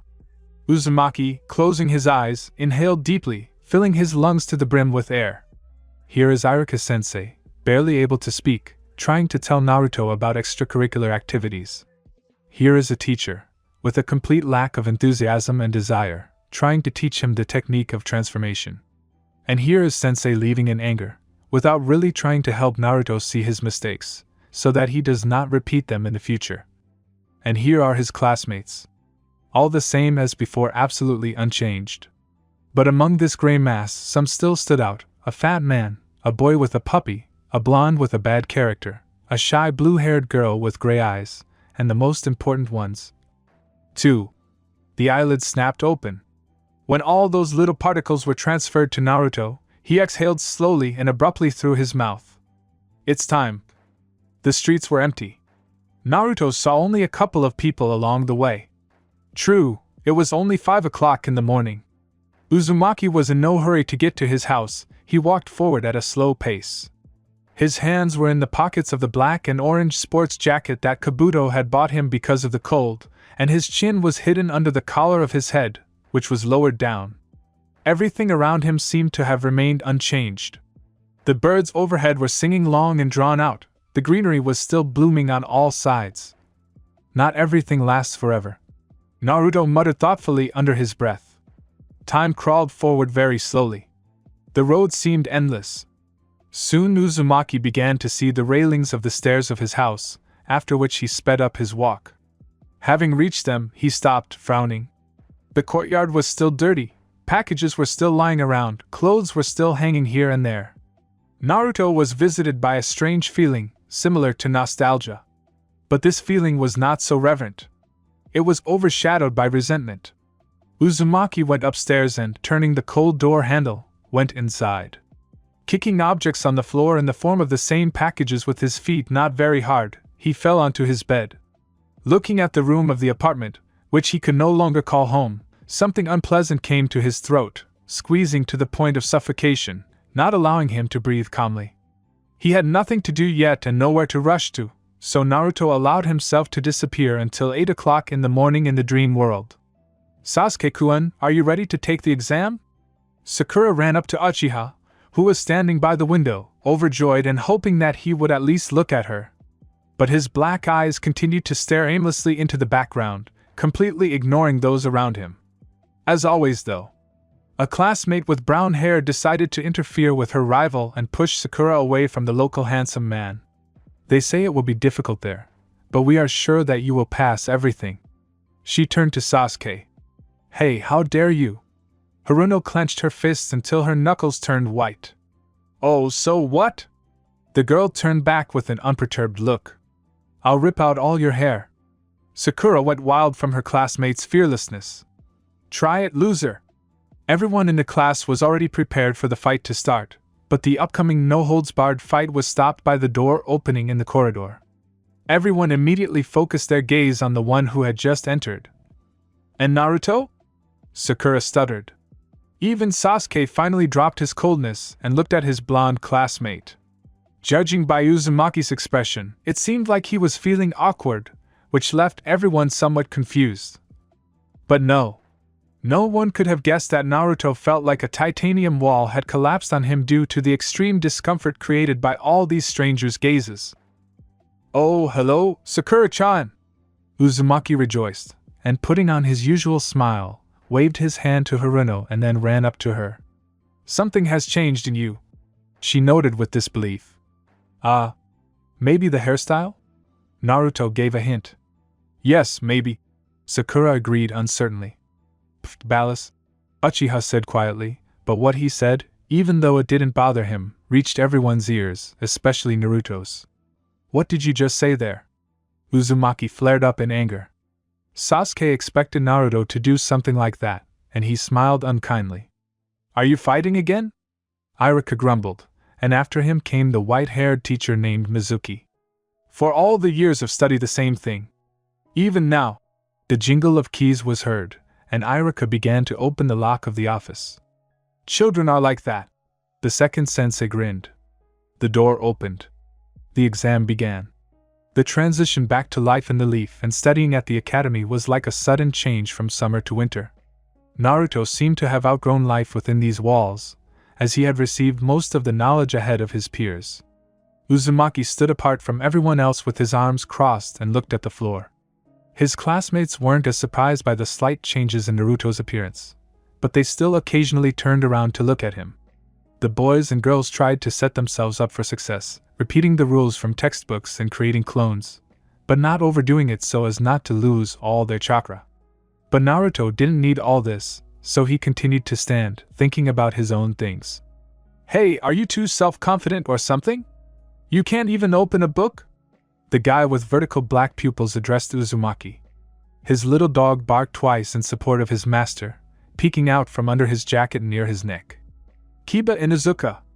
Mizuki called after Ino came out of the office, and he walked towards the teachers with a confident grin. Each of the students was called one by one. Naruto clenched his fingers on his shoulders in displeasure. No, he was not afraid or worried. He wanted to get out of here. Oddly enough. But he did not want to show himself, especially since according to the plan it was still too early to reveal his abilities, and he did not want to surprise anyone. For now. He wanted something else. He wanted to quickly leave this place again and return to the one who needed him. Return to him, to the man who patiently taught him techniques and guided him along the true path. But, as luck would have it, the name of absolutely anyone present was called, but not his. Sasuke was the first, after 4 people Sakura, and after they left, Uzumaki became completely uninterested. Naruto did not even raise his eyes to his classmates. He did not want to think about them even for a second. "Naruto-kun?" A girl's voice sounded nearby. Naruto looked quickly at the person calling him and saw Hyuga. "Hinata?" "Why, yes. How are you doing?" She barely managed to squeeze these words out of herself. Uzumaki suddenly thought that she was shy. Why were her cheeks flushed? Or was this her usual natural lack of self-confidence? What was so strange about this that he had imagined? "Wonderful!" he answered cheerfully. "Ready for the exams?" She didn't dare raise her gray eyes to him. "I don't know, they'll call me and I'll see." "Well, you don't be upset if you don't pass." Naruto suspiciously burned a hole in her mentally. And under such pressure, all thoughts in Hinata's head turned into mush. "I think Iruka-sensei will let you try to pass again." Hinata was sure that she had to tell him these words. She knew that no one would even think of supporting Naruto. Her chest ached quite a bit from the loud and rapid beating of her heart. The air in her lungs seemed to stop halfway and did not supply the body with oxygen. Her palms were sweaty from terrible excitement. Hinata already guessed that she would faint now. At the same time, she was surprised how Uzumaki could influence her so much that she could not even talk to him coherently. She was always more worried around Naruto than around her father or any other representatives of her native clan. "Uzumaki Naruto!" Mizuki's voice rang out. "Come on and quickly." Naruto left Hyuga alone without a word. "Good luck, Naruto-kun." A crowd of people gathered near the doors of the school. Not a single parent was too lazy to come to such an important event in the lives of their children. They all happily congratulated them, picked them up, hugged them tightly, and dreamed of a wonderful career as a shinobi, which their children would definitely be able to build in the future. The teachers were given their last flowers, and even candies as a token of gratitude, and they accepted them with a smile, seeing off their former students to the adult world. A wonderful day. A wonderful graduation. After all, this year, absolutely everyone passed their exams. Everyone. Even him. Who would have thought? Can you believe it? And this one gave in, came a sharp voice from some woman. Her friend blinked in amazement and asked again to make sure. This one? Don't point your finger. It can't be. People like him shouldn't become shinobi. Naruto heard their indignation to the last syllable.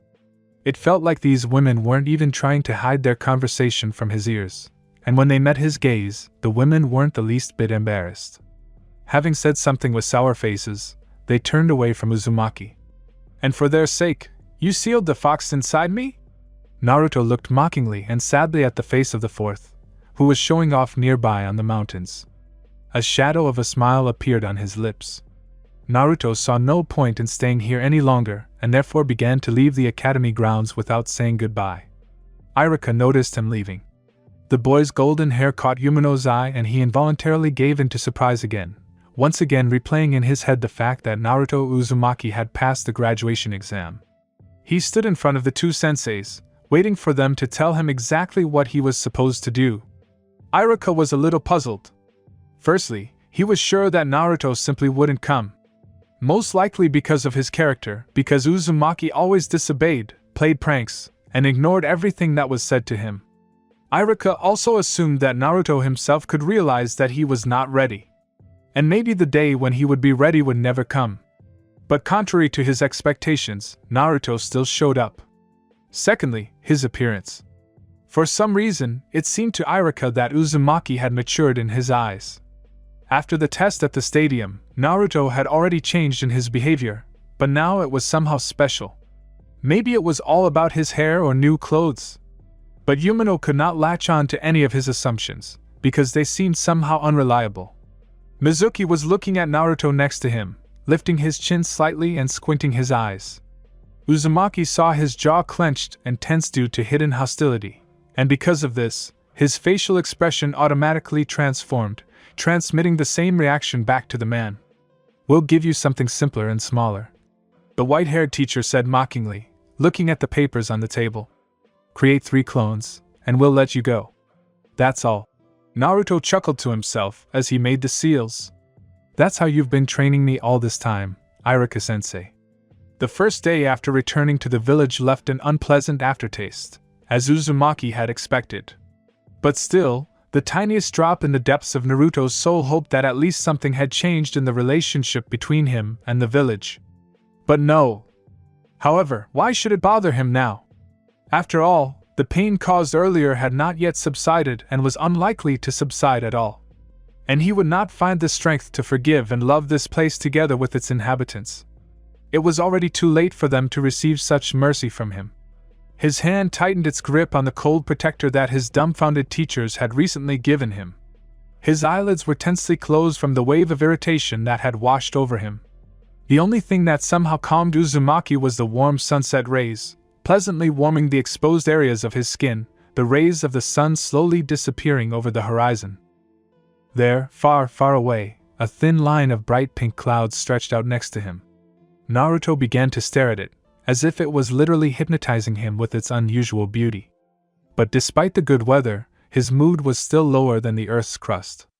And with every negative thought, he quickly forced himself to remember that everything that was happening was temporary. He just had to be patient. Suddenly, the sound of someone running footsteps was heard from behind, to which Naruto immediately reacted by turning around. To his surprise, the one who was running managed to run into him, so much so that the forehead protector from Uzumaki's hands flew some distance away from him. "Young master!" someone cried out from ahead. The address was clearly directed at the child who had bumped into Naruto. Uzumaki, viciously grabbing the little rascal by the collar of his shirt, threw him away from himself. But he didn't have time to meet the ground face on. At the last second he was caught by a man in dark round glasses. "Young master! Young master! How are you?" The man looked at the boy frantically. The child didn't answer, even though he was conscious. He was probably surprised that someone dared to treat him so rudely. The man's gaze became furious. Without raising his face, his eyes peered out from under his slightly lowered glasses. And when he saw Naruto, his expression became even more violent. "You!" Naruto raised an emotionless eyebrow. "How dare you address the honorable grandson of the third Hokage like that?" Uzumaki's expression didn't change at all. He looked at the little guy with a complete lack of interest, then back at the man and said, "What difference does it make to me who he is?" What difference does it make? The stranger stumbled over the question, long-suffering. The boy in his arms broke free from the rescue grip and looked at Naruto with admiration, sparks flying in his black eyes. "My name is Konohamaru," he introduced himself loudly. "And who are you? Tell me your name." A quiet muttering of a man in glasses was heard nearby. "Lord, why do you need to know his name?" "You don't need it, believe me. Ebisu-sensei, I'll handle it myself." "I don't want to introduce myself." Naruto answered, not very friendly, and came closer to the two interlocutors behind the protector. "Hey!" Ebisu called him back rudely. "How dare you? The grandson of the third Hokage himself is standing before you. Where is your respect? And your apology? What right do you have to push the young master to the ground?" "Teacher! Shut up!" Konohamaru flared up, blushing with indignation, and then looked at Uzumaki again. "Why won't you tell me your name? Why do I need this?" Naruto picked up the bandage. "You are an uninteresting fry to me. I don't see the point in getting to know you or continuing this dialogue in principle." Without uttering another word, he turned around and continued on his original path, leaving the teacher and student in the deepest amazement with their mouths open to the ground. "How impudent!" The bastard! Ebisu said with incredible effort. Unlike him, Konohamaru was pleasantly surprised, because he had just met the first, and perhaps only, person who didn't care that he was the honored grandson of the third Hokage. What difference does it make to me who he is? Heh. I'll definitely find out your name. A wide smile appeared on his face. I'll definitely find out. The whole night passed unusually slowly. The monotonous ticking of the clock was diluted only by the singing of crickets, which could be clearly heard from the open window nearby. A light wind ruffled the curtains and filled the small apartment with the night freshness. Naruto did not sleep. Sleep did not even think of taking him to Morphus. Uzumaki lay peacefully on the bed, resting his head on his folded arms, and looked at the ceiling. But this did not add to the thoughts in his head, and sleep still did not come. He was so imbued with the peace surrounding him that he almost fell into a trance. On the nightstand, the forehead protector with the village's emblem sparkled in the moonlight. I wonder if circumstances hadn't turned out this way, he would have been happy with this bandage? If Orochimaru hadn't met him that day, would he have fought to get her? There was no answer. Morning slowly began to drive away the night from the yard. The room was very cool, as the window remained open until the alarm went off.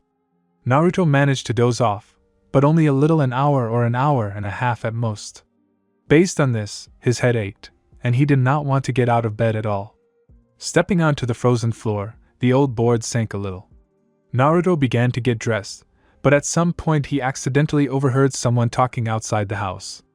The voices were male and were coming from right under his windows. At first there were two of them, and then a third joined them. Hey, did you hear? What? Last night, Mizuki was caught stealing a scroll from the Hokage's residence. Naruto froze for a second. What? Someone was surprised, apparently not expecting such news at all. Is that the strange one who teaches at the academy? Yes. Wow. So what next? Where is he now? In prison, of course, where else?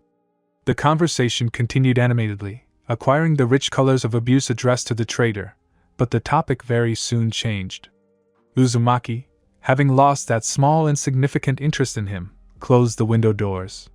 Having dressed and eaten in a hurry, he was ready to go to the academy for a meeting. All that was left for him to do was put on the headband with the Konoha emblem. Naruto, approaching the nightstand, looked at the leaf icon for a few seconds. The fresh, engraved drawing was just itching to be drawn over with something sharp, for example, a freshly sharpened kunai blade. Naruto forced himself to put the headband on his forehead, tying it at the back with disgust and angry jerks. Finally, he cast a fleeting glance at his reflection in the mirror and left the house. A new and last day when the students gathered together and might never meet again. Iruka nervously tapped his fingers on the table, waiting for everyone to gather.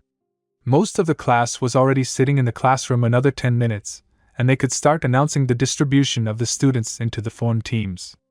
Yumino already saw Haruno and Yamanaka, who had arrived in the window, arguing about something as always. A few more guys, and Naruto was walking slowly among them. Iruka was distracted and took a sheet of paper with names out of the drawer. The door opened and all the children gathered. Ino and Sakura fell with a crash right at the entrance, which drew the attention of absolutely everyone present. The girls started yelling at each other again, and the empty curses smoothly began to turn into a fight. And everyone else continued to look at them.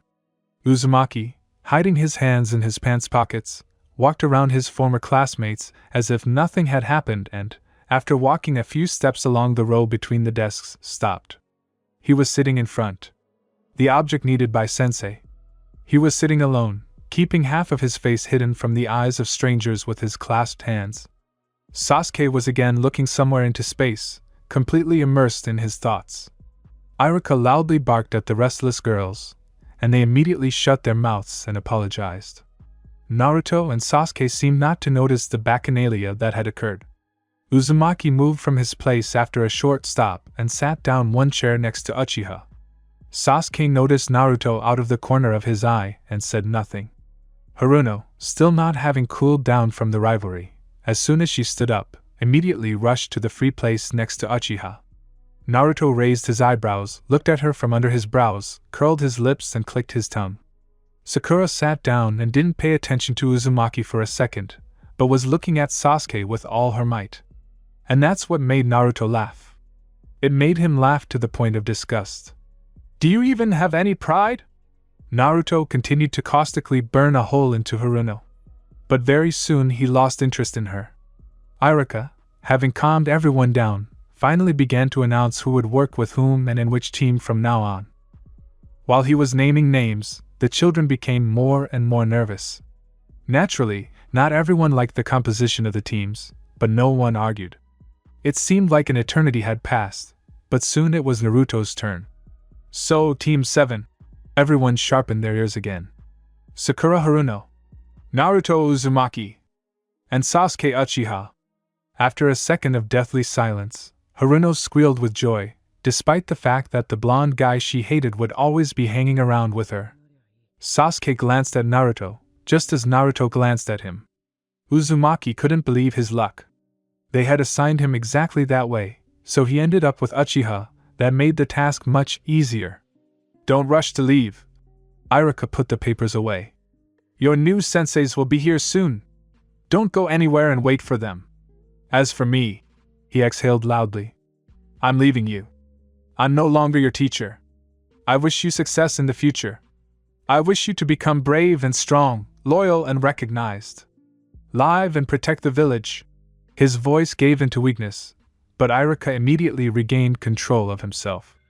"Treasure your loved ones and preserve your honor. All the best to you." The boys, touched by the words they heard, loudly clapped their hands and began to sincerely thank him for all these years of study and for the knowledge he had acquired. Irika was also touched. Among the jubilant classmates, only a few were not flattered by Yamano's words, and one of them was naturally Naruto. He knew very well that although Irika had wished for these words from the bottom of his heart, they in no way concerned him. One by one the kids left. The first team, the second team, the third. The classroom was becoming more and more empty with each passing minute, and the remaining kids were staring tensely at the door. Soon almost everyone else had left, and only 3 were left sitting in the classroom. 3 from the 7th team. "Yes, where is he?" Sakura asked herself the heartbreaking question that was worrying everyone in this room. She tapped the edge of the table with her fingers clasped together, rhythmically, filling the silence. Sasuke looked out the window at the academy courtyard, waiting for his sensei to appear. Naruto stood in front of his desk, leaning his pelvis against the desk next to him, and crossing his arms over his chest. The waiting time was starting to get annoying, and the prolonged silence was making it even more so. Sakura let out a loud sigh of boredom and looked tiredly at the door. They definitely guessed that it had probably been about an hour since almost the entire class had left. "Can experienced jonins really be that late?" Uzumaki grumbled discontentedly, looking at the floor. "I don't know," Sakura answered measuredly, in order to maintain the sparse conversation.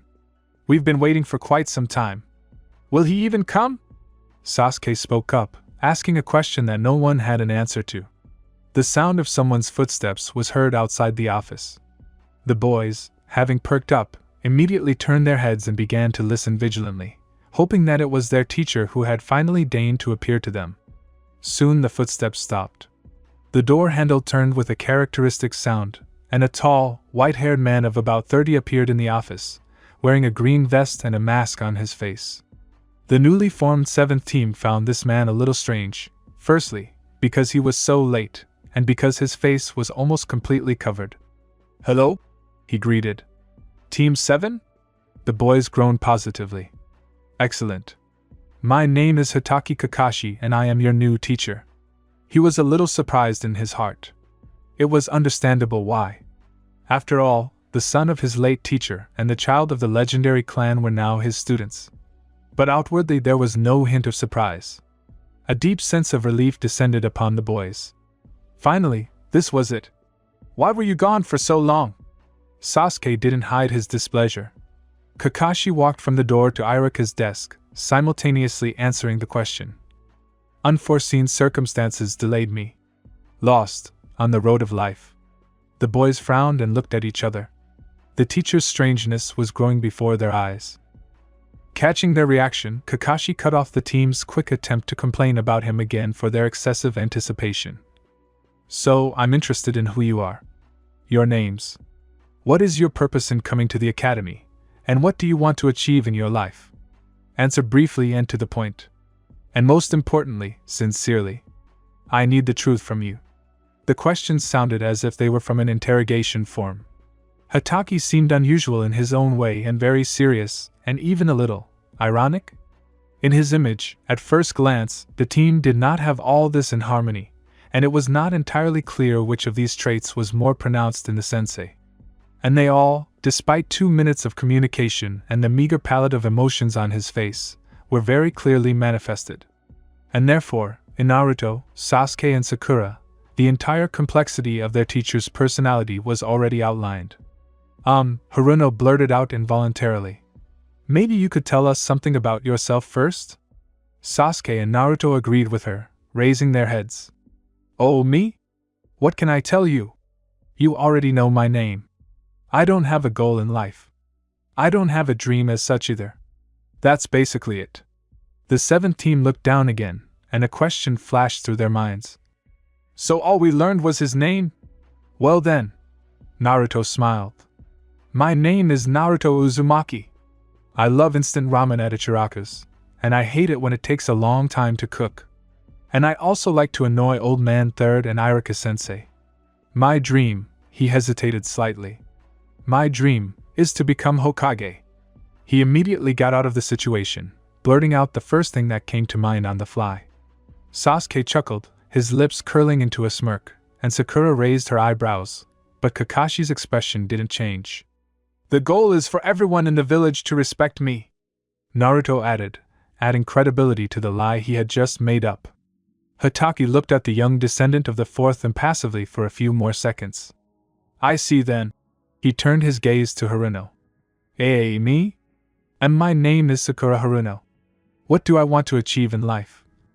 She casually glanced at the Uchiha, then looked away out of embarrassment. I want love, well. I like well this. She couldn't collect her thoughts, but then she boldly said it. I want to become a strong kunoichi. That's it. That's my dream. And my goal. Okay. Next. Sakura and Naruto looked at Uchiha questioningly at his lack of response. His eyes grew even colder, and his clasped hands clenched tighter, fingers digging into the skin of the back of his palms. Uchiha Sasuke. It's hardly a dream, but I have to revive my clan and kill one person. Haruno was visibly frightened by his words. Sasuke's aura darkened abruptly and unrecognizably right before her eyes. For a second, he seemed completely alien to Sakura. But Naruto didn't overreact. He raised his eyebrows indifferently and smoothly, because Uzumaki had long known from Kabuto the recent tragic history of the Uchiha clan, so there was nothing to be surprised about. Kakashi's expression became significantly more serious due to his understanding and disagreement with Sasuke's dream and goal. Well, Hatake concluded his questioning. That's enough. I think you can start your missions. But? What but? Sakura was already exhausted from the teacher's intrigues. First, all 4 of us will pass a survival test. A test? For survival? Sasuke asked again. Naruto was the only one who was prepared for this turn of events, and all because he had once again been equipped with information a long time ago. This time, all the intricacies of entering the world of shinobi. Yes. I will be your opponent, Kakashi continued. And this will be an unusual training. Of the 27 graduates, only 9 will become genin. The rest will return to the academy. Silence. What? Kakashi burst into laughter at Sakura's reaction. In order not to arouse suspicion, Naruto also began to complain. What does this training have to do with the tasks? Wasn't there enough training at the academy? This training will show your worth and whether you can become genin. The final exam served to nominate those who had at least a chance to receive this title. Hatake explained calmly. The training will begin today. Today? Haruno continued to be amazed in the same spirit. Yes, today. I hope you haven't eaten recently. Sasuke and Naruto's eyebrows were drawn together, and Sakura swallowed nervously. Follow me. The training area was in the open air. There was a forest around, and nearby there were 3 poles, opposite which there was a low stump. The team was moving right towards this place. What exactly do we need to do? Sakura asked Kakashi. I'll tell you everything now. Having reached the pillars, Hatake took out his watch and placing it on a stump, began to set the alarm. Look! It's 2 o'clock in the afternoon and 55 minutes. The test will start in 5 minutes. You have until 6 o'clock to pass this little exam. 3 whole hours? Naruto narrowed his eyes. Yes. Your task is to take these 2 bells from me in time. Kakashi took the name things on a thin string from his pockets. Each of you must take one. What? Wait a minute. But there are only 2 of them. Sasuke interrupted Haruno, finishing what she meant. And there are 3 of us.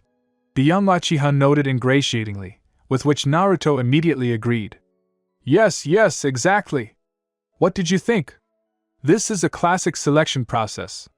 Only 2 of you will become genin. This news was a direct blow to the face. Sakura's eyes literally popped out of her head.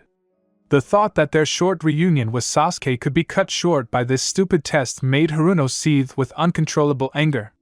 In contrast to recent times, Sasuke's 2 comrades had already been completely eliminated from his mind and were relegated to more insignificant roles than secondary ones. He was ready to resort to extreme measures, even to the point of eliminating the targets, in order to reach the goal. And Naruto didn't remember such a detail from the genin tests at all. Did Kabuto or Orochimaru-sensei miss this moment, or did Kakashi himself come up with these rules? The one who didn't get the bell will have to go back to the academy. Hatake added. What? We worked so hard to pass the exams at the academy. And for what? To be thrown back now? Naruto burst out in loud indignation. Hatake ignored Uzumaki's words and looked at his watch. The large arrow at that moment pointed to the 12th hour, which meant that it was 3 o'clock in the afternoon. Kakashi turned back to face the team and asked, Ready. Let's go! As if in fear of death, all the boys scattered in all directions as soon as Hatake announced the start of the test. Frankly speaking, Kakashi was even slightly and pleasantly surprised that his students thought of hiding from his sight first. Very good indeed. But the skill level still needs to be honed. He noted in his thoughts. Sasuke, Sakura and Naruto, hidden in the dense foliage of the trees and bushes, watched Kakashi. He stood motionless and waited for their attack.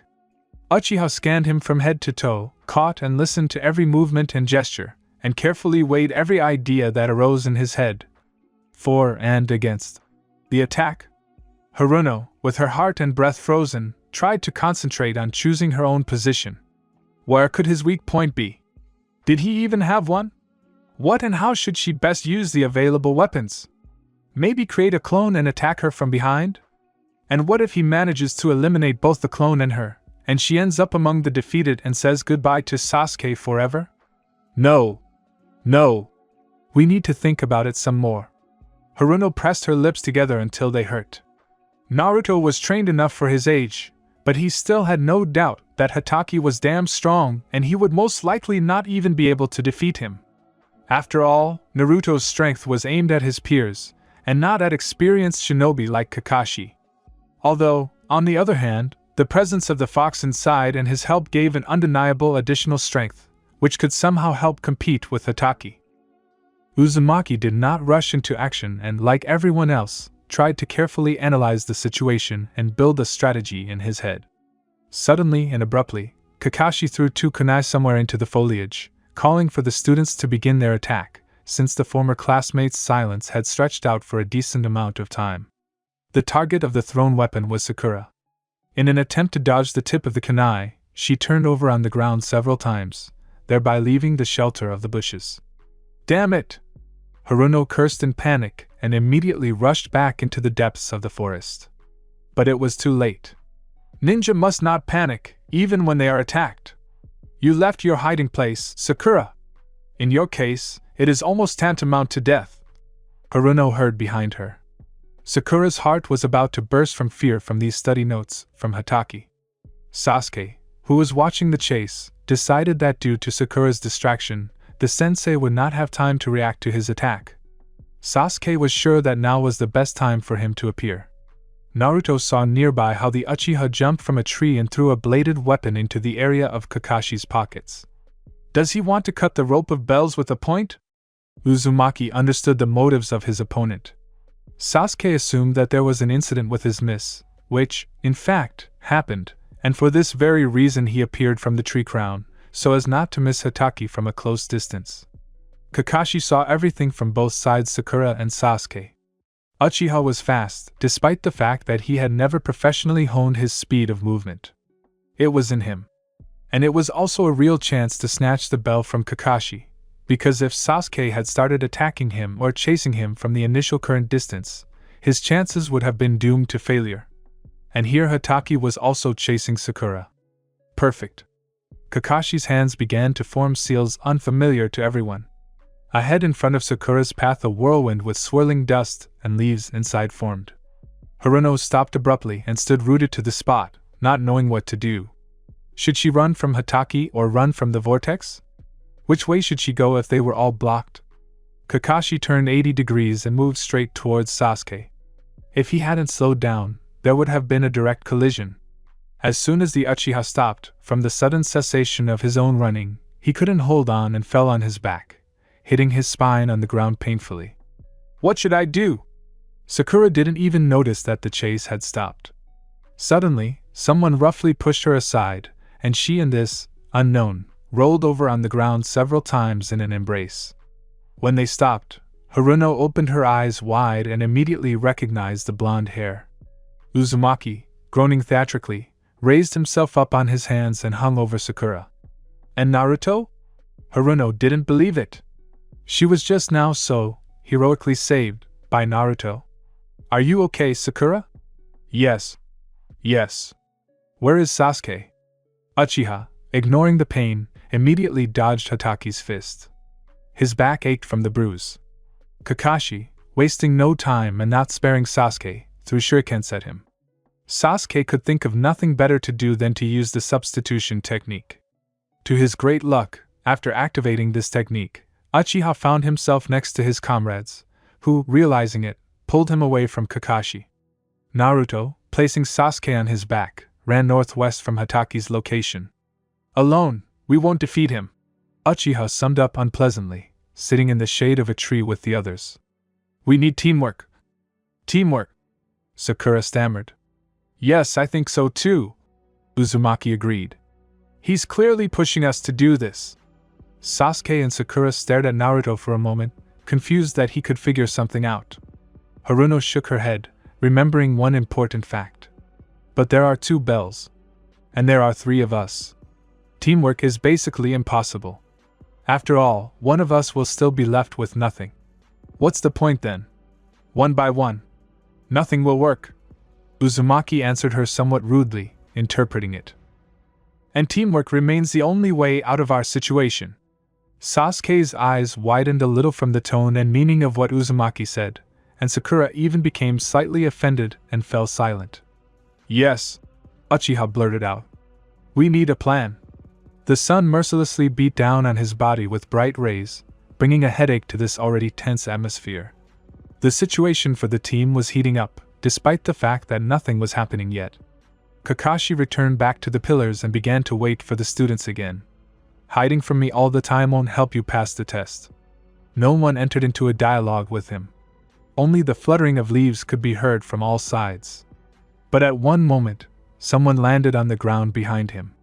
Kakashi, raising his eyebrows mockingly, turned and saw Sakura. Someone else landed on the right, and that landing was Naruto. And again, another person appeared on the right side. The last one. Have you decided to surround me? Sasuke grinned and took out 3 kunai from the pouch attached to his belt, placing them between his fingers. Naruto and Sakura did the same. Hatake smiled contentedly, but it was not visible because of his mask. Jumping off the ground, everyone simultaneously threw weapons at Kakashi. But he was too fast and agile to fall for such a trap, and therefore disappeared from sight, and all the kunai he had saved hit each other. Kakashi, using his incredible speed, began to attack the students one by one. At first, he was glad that the team appeared together, but at the same time disappointed that they began to attack head-on. But not everything was as simple as it might seem at first glance. Striking the students with blows, they began to evaporate in front of Hataki. Clones? A second Sasuke appeared on top. A second Naruto on the right. And a second Sakura behind. And again Kunai. What smart guys! Hataki smiled even more. He easily cut off this batch of clones, but more arrived to replace them. And this time they appeared not alone, but in pairs with real users of the technique, although Kakashi assumed that they were also clones. One after another, the sound of poof was heard every time Hataki eliminated several attackers at once with a spin. To Kakashi's surprise, the real Sasuke, using all his physical strength, tried to hold his hands from behind so that Naruto could more easily strike the solar plexus area. Uzumaki, this time sparing no effort, concentrated an abundant flow of chakra in his fist, and it is unknown whether Kakashi succumbed or not, but he let this attack get to him. In both cases, he did it in vain. The uncontrollable blow mercilessly passed between the teacher's ribs, as a result of which Hataki coughed up a large clot of blood and folded in half, and Sakura managed to snatch those two ill-fated bells at that time. Having achieved their goal, Sasuke and Naruto freed the sensei and jumped back, as did Sakura. Kakashi, genuinely amazed by the outcome of the fight, put his hand just below his chest and looked at his students. Although he did not put in even half of his effort, he was extremely surprised and infinitely pleased with the students' actions. Sakura jingled the bells in front of her with satisfaction and stuck out her tongue. "Well, Kakashi-sensei? Did you manage?" Naruto asked, chuckling. Sasuke looked at Uzumaki with an ambiguous look. After all, it was he who came up with the attack plan. "You are one of the few," Hataki answered after a pause. "One of the few who understood that you need to work as a team." "Really?" Uzumaki rejoiced. "Yes. I think you can start your missions now. Officially, you've already become genin." Sakura squealed loudly in joy that they all managed to pass the test, not even fully believing that they actually did it. Sasuke smiled reservedly, and Naruto grinned. None of them even noticed that this test completely took up all 3 hours given to them. The evening came to a close. Upon returning home, Naruto threw off his bag with weapons and a dirty jacket. Approaching his bed, he bent down to pull out a small scroll from under it. This scroll contained several techniques that Naruto could learn during his stay in Konoha. Uzumaki began to jump from one name to another, looking for what he needed right now. And finally, he found it. Putting the unrolled scroll on the bed, Naruto looked at the text and made seals. A small white snake appeared on the paper.